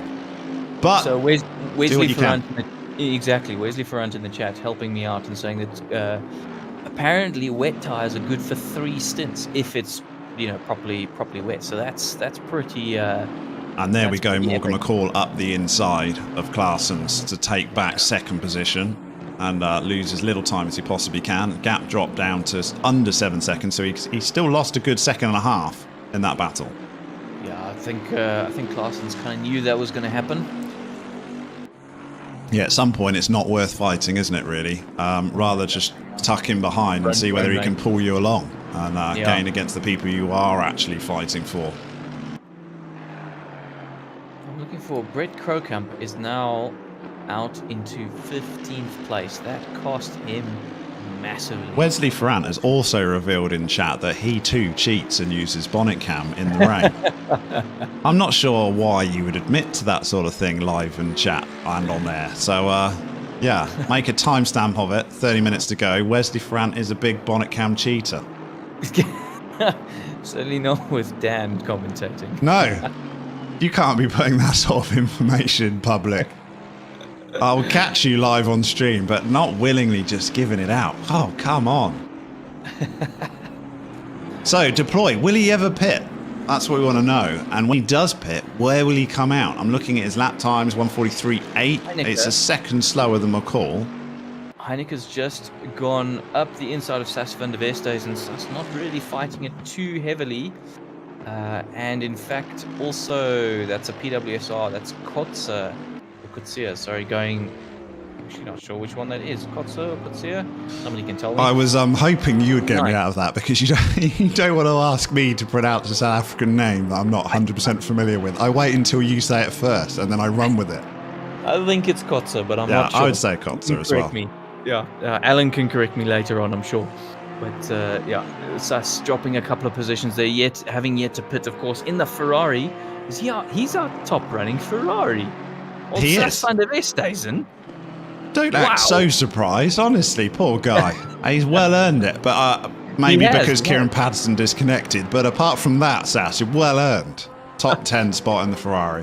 Here's a backhanded compliment from Dan. You know, commentator love happening right here on stream, folks. Well, got to help out us commentators when we can. Okay, so how far is McCall from deploy? He is, it doesn't tell me live on gaps here. 10 seconds, 10.4, 10.4 as they cross the line. So it's not going to be enough, hopefully, to affect him in any way now. He's got through his traffic, hasn't he? Yeah, it feels like we just saw McCall take Claassens, and already the gap is 2.8 seconds. It's Yeah. 3 seconds. So And, it's whether yeah, Esser can doing well. clear and negotiate Quay Claassens quicker than McCall did and lose less time. Because Is it just me? Do you feel like McCall has gained in the pit stop phase over Esser? No, I don't think so, because it was 10 seconds before the pit stop. He came out Of course, 'cause he made roughly a about the mistake. same, because we had Yeah. Esser drop back. So he kept hold of his 10 seconds, and now I think he's probably 6 seconds or 6.5 seconds back now. Still enough of a lead. I mean, you're going to be pretty comfortable with 28 minutes to go. He's going to be happy that he's got a 6-second gap to Esser, who's also got to get through Claassens. And the best thing for Esser now will be Claassens coming into the pits. That's what he wants. He doesn't want to be fighting that Bentley any longer than he needs to. He saw McCall take a good lap and a half, 2 laps to get past. But Deploy, Claassens, Venter, Sass and Bingham have all got to pit. Everyone else, so they really fueled long to give themselves options. That's exactly what I would have done. I would have just put as much fuel as you could get in and just give yourself options. So I see in the chat, Mr. Stephen Kenny is trying to give us coaching lessons on how to say Mr. Kotz's name. No, but let's not do that. We'll do that it's not off. We'll do helping that me. off air later. Unfortunately, it's not helping me because now if I read that, it sounds really wrong in my head, and that's. At least I've got an excuse sounding as I do. It's a little bit embarrassing for you though, Nick, to be honest. I feel for you. I mean, that's the reason you're here, is to assist me with all things African. With the 2 British parents, I'm not sure that was a good. Oh, no, good lame choice. excuse. I mean, you went to school here. Fair, that's fair. Yeah. That's fair. I can tell you Okay. all the British school names, I'll tell you that. Well, actually, it does seem the PWSR channel did comment I'm correct. So Okay. well, it says you're correct, chaps. Indeed. So we both. One of us is correct somewhere along. So I've got like Coat Sir written on here, but I think it sounds a bit funny with my accent, so I'll try and hold that. I'll try to hold that one away. Oh, that's brilliant. Okay, so where have we got some battles? I don't see. I'm too waiting for Esser just to get up behind Claassens, but he's still got 1.8 seconds, so I think we can go off for another lap or 2. But then, judging by the field, Alan Patterson has got a very tight gap. Where is Alan Patterson? We've got him in 22nd. Oh, nice. Okay. Oh yes.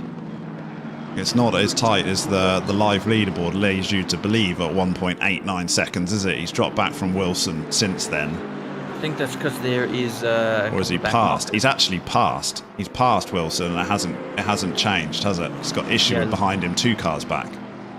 He looks like he got Sean Stratham trying to come through in 11th position. And he's still going up. Sorry, I got that wrong. He's still closing up on Wilson, but I was getting Isherwood muddled up with Van Veek in 24th spot. But it's still the highest running BMW.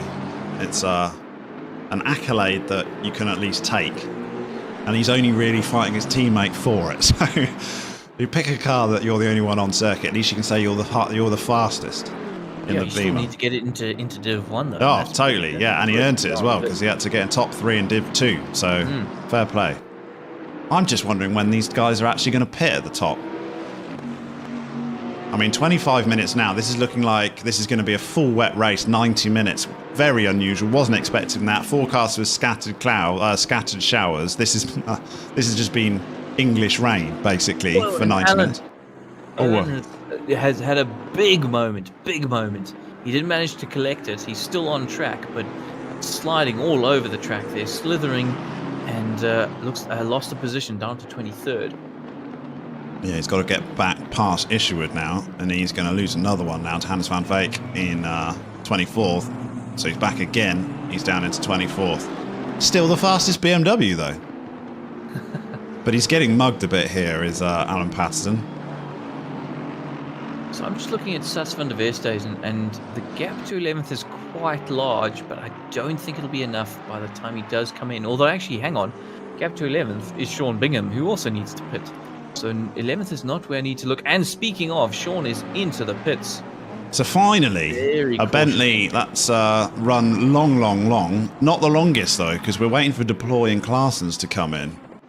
And here we go, as we've got Esser is finally caught Claessens. This is when he wanted him to pit, and he hasn't. He's gone straight through the pit lane, and he's going to do another lap. So he will hold Esser up for at least one lap, Will Quaid Claessens. And this is what Morgan McCall wanted, to try and extend the time that he lost trying to gain this spot as well. So my theory is that Quaid has actually fueled for the entire race. And what he's going to do is just do a splash and dash of about 1 litre just to say he's done a pit stop and, pit with a couple of laps remaining. Yeah, which is going to be super frustrating for Esser. There's nothing worse than following for ages and then finally he pits and it doesn't help you. Yeah. So he's got to try and force this as Esser, because 23 minutes to go and only 6 seconds back. It's still worth it for the win. It's still worth the push. And forcing it. Oh, here we go. Up the inside. Super tight line. Claessen's almost let him have that, it felt, didn't it? Don't you think?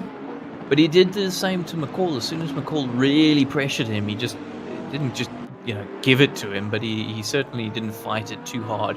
Running his own race, I think, is Claessen's. I think Esser was a net winner there as far as the battle goes, but in the meantime, McCall's had a few laps of clean running, and it's got an 8-second gap, so he's actually gained just over 8 seconds is McCall to Esser. Yeah, that's quite large, unless we see a mistake. I mean, we've seen it happen. We've definitely seen it happen. But McCall's just looked so calm and collected in these wet conditions, hasn't he? He's come through the field and he's pretty much owned it. So position 25th just had a spin. Jonathan Bentz in a Bentley, another Bentley having a torrid time tonight. It's really surprising that. Yeah, anytime we go on board with a car having a difficulty, it's a Bentley, more often than not.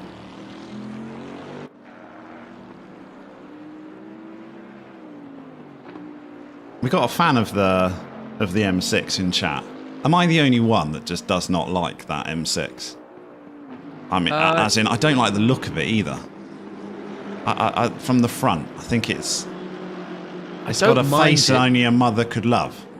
No, it's not quite M4 bad, but I don't like the car. The looks I can kind of understand. Yeah, the M4 to be fair, the M4 grille is significantly worse. So yeah, maybe it's just BMWs and race cars. I make some fantastic cars, but yeah, to be honest, there aren't that many modern right now cars that I am a fan of, though. So yeah, that's maybe just me. Hang on, who's had a problem here? Who's that?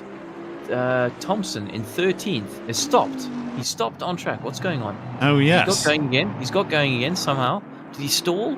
That was odd. That was very strange. I cut to him just as he was getting going again. Yeah, so he sort of had spun. I cut to him when he'd spun. That is brilliant. I've just noticed something on Thompson's car. Have you seen his race number? He's in the Aston Martin. Yeah. 007 in the Aston. That's fantastic.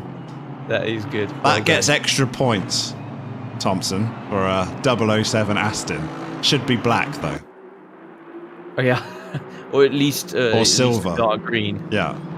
Yeah, it's got to be British. It's got to have a big British flag on the roof. We're going to go for a livery change. Keep the number, and you're golden. But yeah, so I'm not sure what happened there with Thompson. 14th position, but Aston's doing well in the race, though. They're all working their way up. But well, it seems like we've had quite a lot of technical difficulties from all sorts of random things this evening, with a few drivers, myself included, at the start of the stream, and a couple of disconnects as well. We've got... Who is that just sitting in the gravel trap? It's Van der Merwe in 28th currently. Bentley with a ping that is absolutely through the roof. So that's a disconnect on its way, isn't it? Yeah, it does look to be. Yeah, at least he's beached in a safe position and is not going to be causing anyone else an issue. He's finally gone to pits, so Van der Merwe into pits for 28th. Right, so our solitary, well, is it our solitary McLaren? No, we've got 3 McLarens, but certainly our quickest McLaren, Mr. Dwayne Hall, 6:46, is currently in 11th place and trying to hunt down Sas van der Westhuizen. Just looking where Sas is versus Dwayne. I think Dwayne is going to have that place when Sas does eventually pit. Our leading Ferrari, of course. Yeah, I mean, it's going to be short. The longer they go, the shorter this pit stop's going to be. It's not a particularly massively long pit lane either. It does take a while, though. Any pit stop, even a drive-through, you lose 20 Yeah. seconds, 25 seconds, don't you? So just getting yourself through the pit lane at the pit limiter is going to lose you time. But he's going to lose less time than those that pitted halfway and put fuel in, obviously.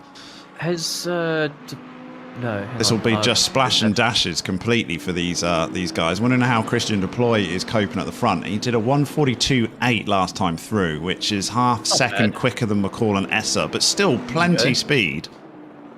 Yeah, plenty. It's quicker than Claessen's in 4th, who also has to pit, so he's comfortably got him covered. Jadwat was a 1:43.2 as well, so it was half a second slower than Deploy. So Deploy's doing what he needs to do to try and maximise his positions. But remember, he was our pole sitter. So prediction for me is that Deploy is going to come out in 4th. I would say Jadwat's in 5th. Just look. Actually, no. Hang on. No, I think because Jadwat will go up to 3rd. And I think Deploy is going to probably slot in behind Jadwat, which was actually where they were before. But the gap was quite a lot. I think it was like 17 seconds or so. So I doubt he's ever going to make that much time up with a splash dash finish. Jadwat has just worked his way through an absolute gaggle of cars, of back markers, and continues on his way unscathed. It was the kind of situation that could have got him into a little bit of trouble, but manages to find and carve his way through. So we've only got 4 drivers who haven't pitted as yet. This is a difficult track to overtake because it's so narrow and twisty, but it's also a difficult track to negotiate back markers for exactly the same reason as well, isn't it? There's no like major obvious places to pass apart from the pit straight. You can't just keep waiting for the pit straight every time you come up behind someone. You just got to dive your nose in on these hairpins and then just hope that the back market just lets you have it, which they should do, and it does appear to be the case. We haven't seen any I haven't seen any major incidents from back markers taking leaders out, so... Janssen van Vleeren in 18th position is all over the back of Hugo de Wit. Hugo, of course, driving... on the Lexus, yeah, Aston on Lexus. Only Lexus currently still in the race tonight. But Hugo does look to have put a little bit of gap between them. There we go, 6/10 now. So 15 minutes or so, 16 minutes of the race to go. The rain has just been relentless, hasn't it? It's been start to finish rain. I mean, even if it stops right now, it doesn't matter. Everyone's going to go to the end. We missed it on camera, sorry, but Mr. 007 himself has got up into 13th position, taking Ruben Kruger. Yeah, he's going to be a marked man now, isn't he, 007? He really is. Licensed to dive up the inside. I mean, if any number can make you do a dive bomb, that's it, and get away with it, looking cool. Speaking on behalf of the stewards, no, it does not. Hey, I am a steward. I'm not condoning that sort of behaviour, guys. No, but if you have 007, you might get away with a little bit more than someone else. No, of course not. Of course. Hey, Sas van der Westhuizen in the pits. Finally. Oh, finally. So, top Ferrari in the pits. Here we go. Sorry, Bash is taking Claessen's at the moment. Easy peasy, lemon squeezy through turn 1. Again, Claessen's not really fighting it. No, if Claessen's, I think, knows that he's just got to concentrate on his own race. And he's not fighting these guys at all. But if he goes any longer, it really will be a last lap pit stop from Craig Claessen's. So I think... Yeah, so... Just see where Sas comes out. He leaves now. It was a very quick pit stop. Oh, no. Stop, go 30, Sas. Why do you speed in the pit lane? Oh, dude, that's a disaster. You had so much time. You're always going to come out in 11th, unfortunately, and you had so much he's- time to Brett. That's worse than a splash dash. Stop go 30 is a full extra pit stop now. He's going to be miles down the order. Oh, Such a shame. it really is the first one we've seen tonight as well. Yeah, it's a shame. You must kick yourself when you do it. It must be the most frustrating thing ever to not hit your pit limiter. All the damage you can see on the front of Ruben Kruger's car, we've now got Ramsden all over the back of him. What? Nah. What? Whereabouts is Ramsden? And 14th. Sorry, 14th. Apologies. So I can see Ramsden's got a bit of nose damage, whereas Ruben has. Ruben's got a lot of nose damage. I mean, that one should have 007 on it for a start. I mean, that right at the end where it gets sliced in half or something. There's not much left of that LL Seal car. He will retire that and not want it back. I mean, that's a good point, considering how many cars 007 is actually left with by the end of the movie. I'm not sure I want 007. No, I mean, he's certainly never lasted 90 minutes in one. Never. No. So, yeah, that is a good point. Thompson's done well to get up to 12th spot. Will he finish? We got a car. No, it's just moving over out the way. Back marker in the BMW, assuming that's Alan Patterson. It's just getting out the way and letting these two come through. Oh, Sass van der Westhuizen, you're going to be kicking yourself. Oh, he's not gone in. Interesting. He's not gone in. Maybe he's in denial. It's like, no, I refuse to take my stop, go 30, and then 2 laps later, oh, okay, go on then. Absolutely kicking himself, I'm sure. So we've only got Deploy, Claessens, and Fenter who have yet to take their pit stops. I mean, they've done exactly what I'd have done. I would just put as much. I mean, you'd be like full, you know, at the pit where you see these taxis. They're rocking the thing side by side to get as much fuel in as you can. That's what I would have done. Yeah. Just thinking, well, you don't know what's going to happen. I would have been expecting dry to come at some point. That's what I would have been expecting. Yeah, as well, without a doubt. So you just to whenever that came, you just want to make sure that if you had to pit, you've got the option to change tyres. As it happens, it's not really penalised anyone that haven't done that because it's been a wet race throughout. Yeah, which is unusual. Especially with these settings. So Morgan McCall is about to come up to naturally take the lead of this race on his own with a pit stop. Why did he do that? He come off the racing line to get onto the wet, I think, didn't he? He was But it's absolutely teeming it down still. Yeah, it's definitely a bit lighter though. He's maybe got overheating tyres and he's actually looking for standing water. But he made a big move over to the pit wall, did Morgan McCall. Okay, so hang on. Track temp is 16 now. We started at 12. And I would have thought that wouldn't make so much of a difference to your tyres that they would now be overheating.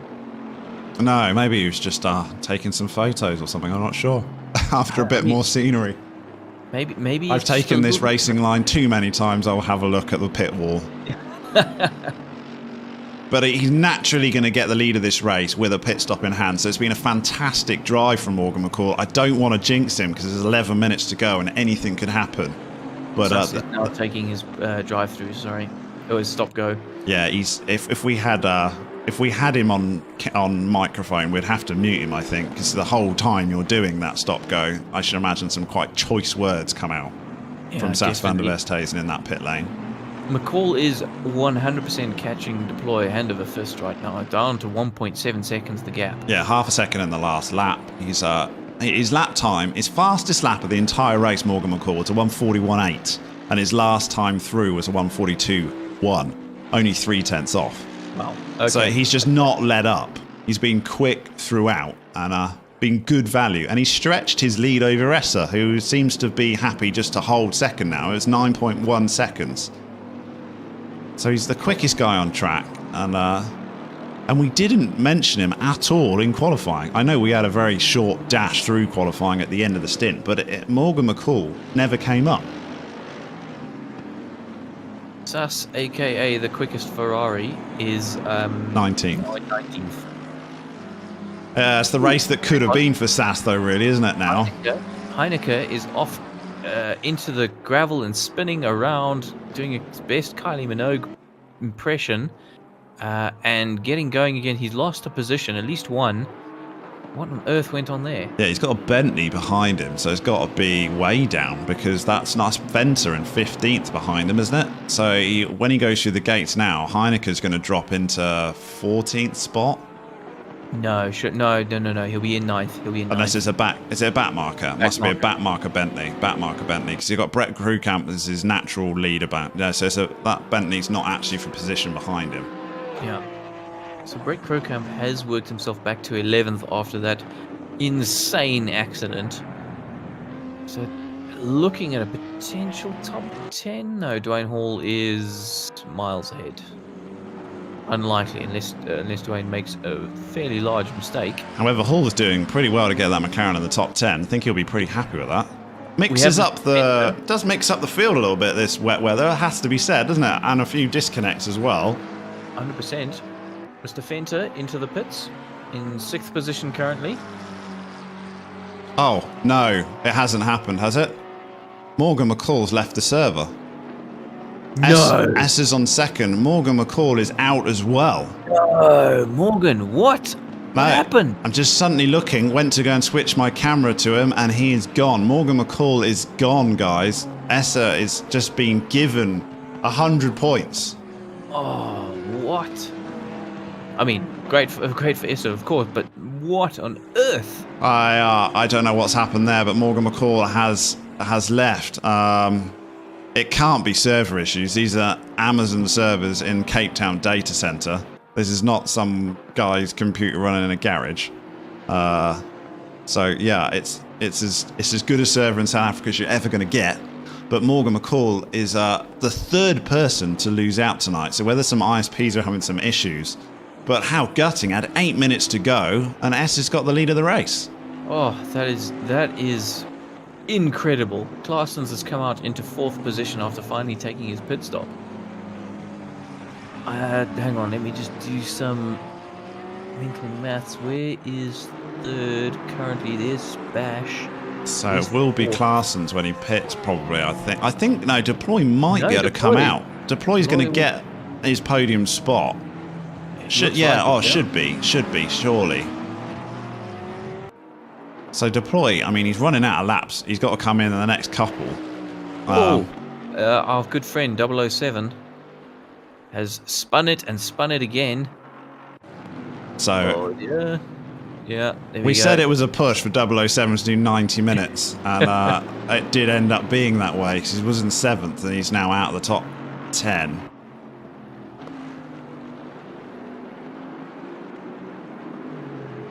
Look for a battle somewhere, anywhere.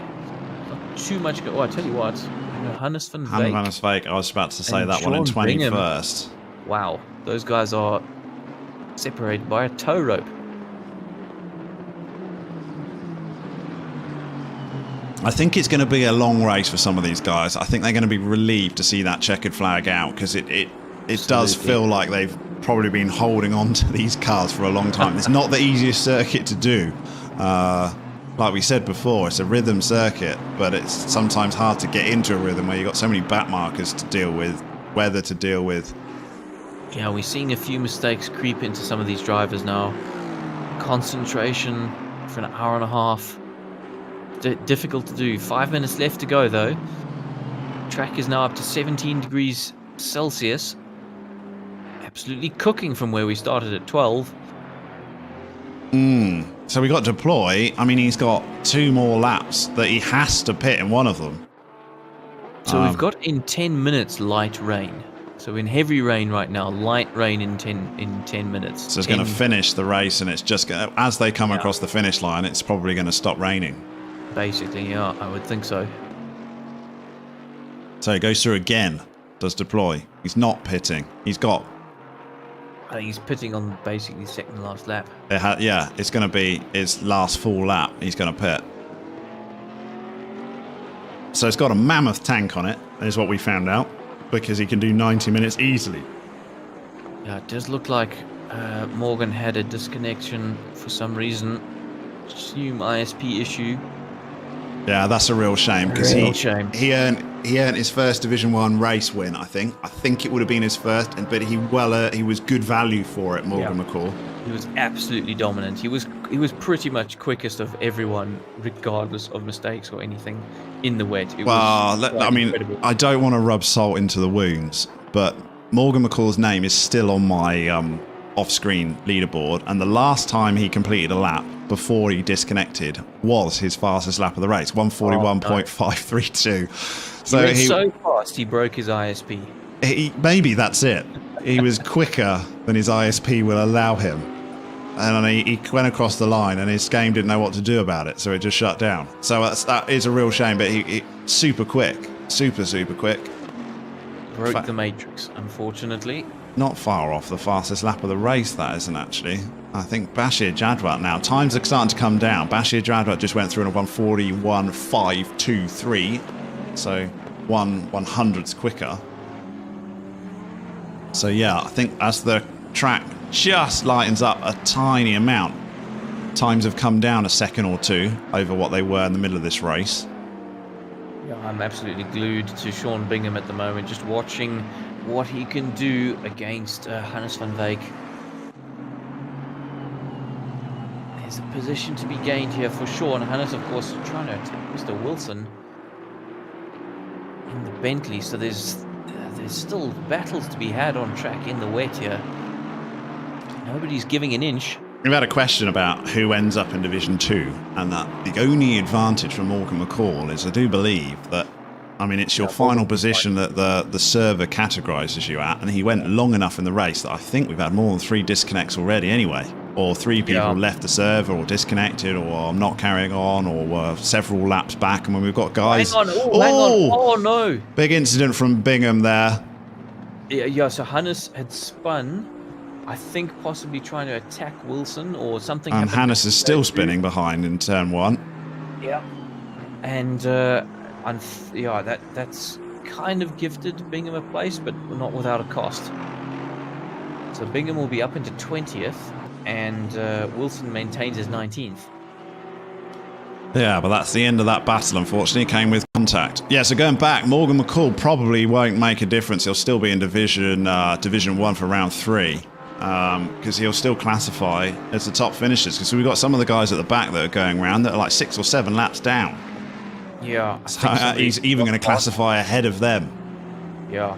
Ross Bartle's going to be in Ross Bartle, though, really will be upset because, he's going to have to stripe his way through a Division 2 round 3.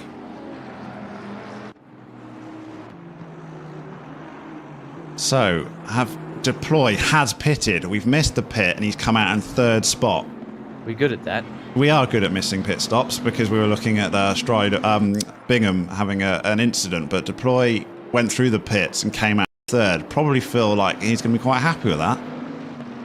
Yeah, interesting. Of course, he took pole in the dry. Comfortably as well. 21 seconds back is Claessen's in 4th place, so easily good value for his podium finish.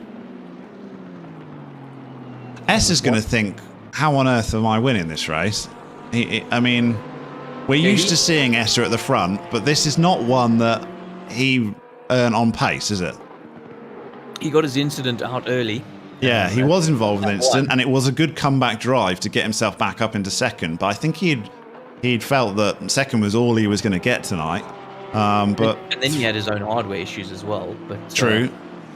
But I mean, in the second stint, McCall was actually stretching legs from Esser. Every lap he was just stretching just that little bit, and the gap was getting bigger, not less. So, but anyway, it doesn't matter what I say. Esser's probably going to win this race. Is he coming round and he will start the last lap? And Jadwat, who's also was involved with an early incident, dropped him back into 10th. His comeback drive to 2nd spot. So you got to feel like these two drivers will be fighting each other all season. The advantage that Jadwat's got is he's got a win under his belt already, and Esser can't drop another round or he'll be out. Yeah, so sure, this is going to be an interesting championship. That's for sure. These two drivers, we're used to seeing them battle on the final lap now. Mr. Esser, 52 laps down. That Porsche definitely slightly second hand, but not too bad. We saw the little contact that happened on lap 1. Unlikely to have affected the performance of the car too much, I would say. And kind of doing his last flying lap. You don't want to make any mistakes on this, that's for certain. But Jadwat only 5 seconds behind, so any mistake will still be very, very costly. Can't let up for even a second here. Should be cruising it round though, shouldn't we, Essa? He's got to get 100 points here. As we said, he's had his drop round early this season, round 1. So he basically got to have a flawless final for the rest of the season. So it puts a lot of pressure on you when you take a drop round early. So he can't make another mistake. Jadwat is got maximum points in the first round, second place. Probably going to be happy with that as well. Yeah, and then we move on to round 3, which is Alton Park. So back to the motherland. That's gonna be interesting. That really is a tight little circuit for GT3 cars. I mean, this makes this look like the M25. Oh, sorry, you don't know what the M25 is. It's a very big motorway in the UK. So yeah, the M1. Yeah, M1. Yeah, well, it's bigger than that, really. Yeah, but it's that's it. Alton Park, super tight. Got to think that's probably a bit more sort of suited to GT4 cars, but they got to try and squeeze these big GT3s round there. That's going to be interesting with 40 cars on the grid. Yeah, so we'll have to see what the weather plays, of course, at Alton Park. But here at Zandvoort, we have Mr. Zahir Essa coming across for a fantastic win. Wow, what a roller coaster that was. Bashir Jadwat in second.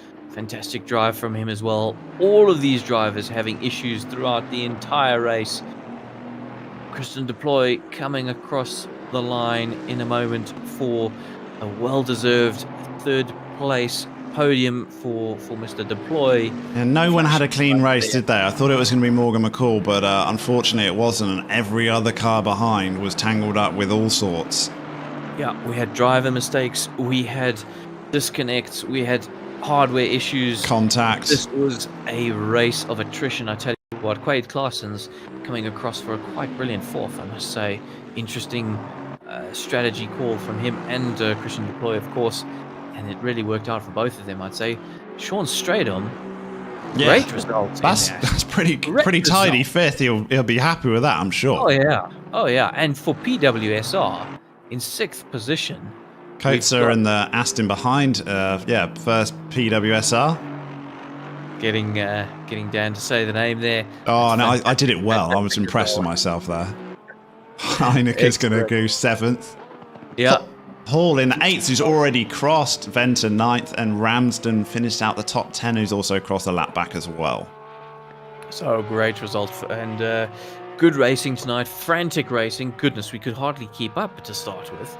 It was absolutely mad. We'll see if we can find Mr. Essa for a interview. We'll see if he pops through to have a chat to us. But that was round 2 at Zandvoort. I hope you all really enjoyed it. It was fantastic to watch from our end, and we look forward to seeing you at Zandvoort. While we're just waiting for Mr. Essa, a quick cheeky plug which I started to do at the beginning was as SRSA we have been invited to join the simracing.gp, their 10 hours of Silverstone, an absolute fantastic race that will be, no doubt. And of course it's featuring Mr. Jimmy Broadbent and Jardir, and that'll be Saturday the 4th of September. Goodness, Saturday the 4th of September, starting at 12 p.m. We have Bashir Jadwat, Ross Bartels, Zahir Essa, and Kieran Patterson behind the wheel of the Simrace South Africa Bentley. It is going to be wonderful. And Ryan Hill managing with support staff of Sas van der Vestes, and of course the fastest Ferrari driver we have here at Simrace SA. Oh, he's sucking up now. Yes, that's great though, because I mean you can tune in to Jimmy Broadbent and you can watch a Simrace South Africa car thrash him. Because I'm predicting our guys are quicker than old Jimmy, but we'll see. We'll see. Podium at least, chaps. Podium at least. It's going to be amazing. Yeah, that's a strong field. That's a strong lineup for us. I think we can be quite pleased with to see how we come out against the rest of the YouTube guys. But I'm feeling quietly confident for the Simrace Africa guys. I don't have Essa, but I do have Mr. Bashir Jadwat. So let's pull him in and have a chat. Bash, how was that race for you, my friend? that was an absolute nightmare. But Bash, we saw every single Bentley, not going to lie, I don't think we saw a single Bentley not look just like a handful, sideways, in issues, spinning round, trying to recover. It was difficult. It looked difficult. Yeah, it was quite difficult. I think I had a bit of damage as well from the contact into the wall, but I just couldn't put down any power. I had to increase the traction control, try and get something in there. But that was more than a handful. I didn't have anything for Zaire today. He was gone. Yeah, but I don't know what happened to Morgan. Morgan was Morgan set his fastest lap of the race and then disconnected. He had a clear 9.5, 10-second lead. He had 10 minutes to go. We were just singing his praises. It was a perfect drive. The only driver that didn't really have any early issues, entanglements. And real shame, man. That's unfortunate. So he gave away 100 points, but you got to be there to take it. And you and Essa were indeed there to take it. So it's first and second. So you got a first and in the first round, second here. Not bad. Got to be happy with that. Yeah, I'll take it. I was hoping for a bit more, but the Bentley suited this track quite a bit, so I'm a little bit disappointed, but I can't be too disappointed with the second. So you think in the dry it would have been different? Well, I set up my car for the rain, so even in my quali I was using my rain setup. So interesting. I was hoping for the rain. It's just I didn't expect that much of rain. No, I mean, I have to say, we were waiting the entire time, checking the forecast, going, it's going to dry out, and it just never happened. It was a full 90-minute wet race in the end. So it wasn't what we were thinking either. Yeah, look, I set up based on wet going to dry or dry going to wet, but that didn't work out. And of course, Zahir, very, very well done. Congratulations. Epic win. I don't think anybody expected the Porsche to come out on top, but you certainly did today. How was that race for you? I was disappointing that Morgan disconnected. I mean, I think he fully deserved the win today. I think he's disappointed as well, but it's a real shame. He was actually a class act. He did well, and he disconnected on his fastest lap of the race as well. So it was a shame for him. The track was drying out towards the end there, so we kept setting fastest laps there. But I had quite a bad, scary moment where I'm busy testing out my stream tonight, and I just loaded some old Zolder wet setup, and it looked like it worked. So that all worked out okay, obviously. Goodness. But the webcam that I was trying to use, testing out, froze in the middle of the race. And my whole screen and everything froze up. So I think I hit the last corner, the wall, and I was parked off till it came back again. So. We saw a 10-second suddenly drop from you and was wondering what it was. Was it. Yeah. Yeah. So, who knows without that where I would be. If it makes you feel any better, we've all had issues. I've had issues at the start of the stream. My ACC just disconnected for the first time ever. Not like it was my computer. It wasn't ACC disconnected. It was just my computer. We've had a couple of other guys drop out. We've had yourself with a PC stutter. We've had Morgan McCall ditch. You just got to be there to capitalise when you were, and that's exactly what you were. So I mean, you lost time, but eventually you stick with it, and you got the win in the end, and it's still points on the board. There's no subtitles at the end of the championship leaderboard, so it's 100 points in the bag. Move on.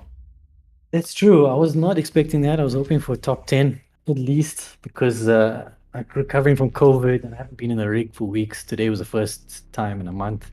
So I think I was very lucky with that. Very lucky. And Alton Park, next round. How do you feel about Alton Park? Difficult one at a GT3. Probably. I have not turned a lap there before, so.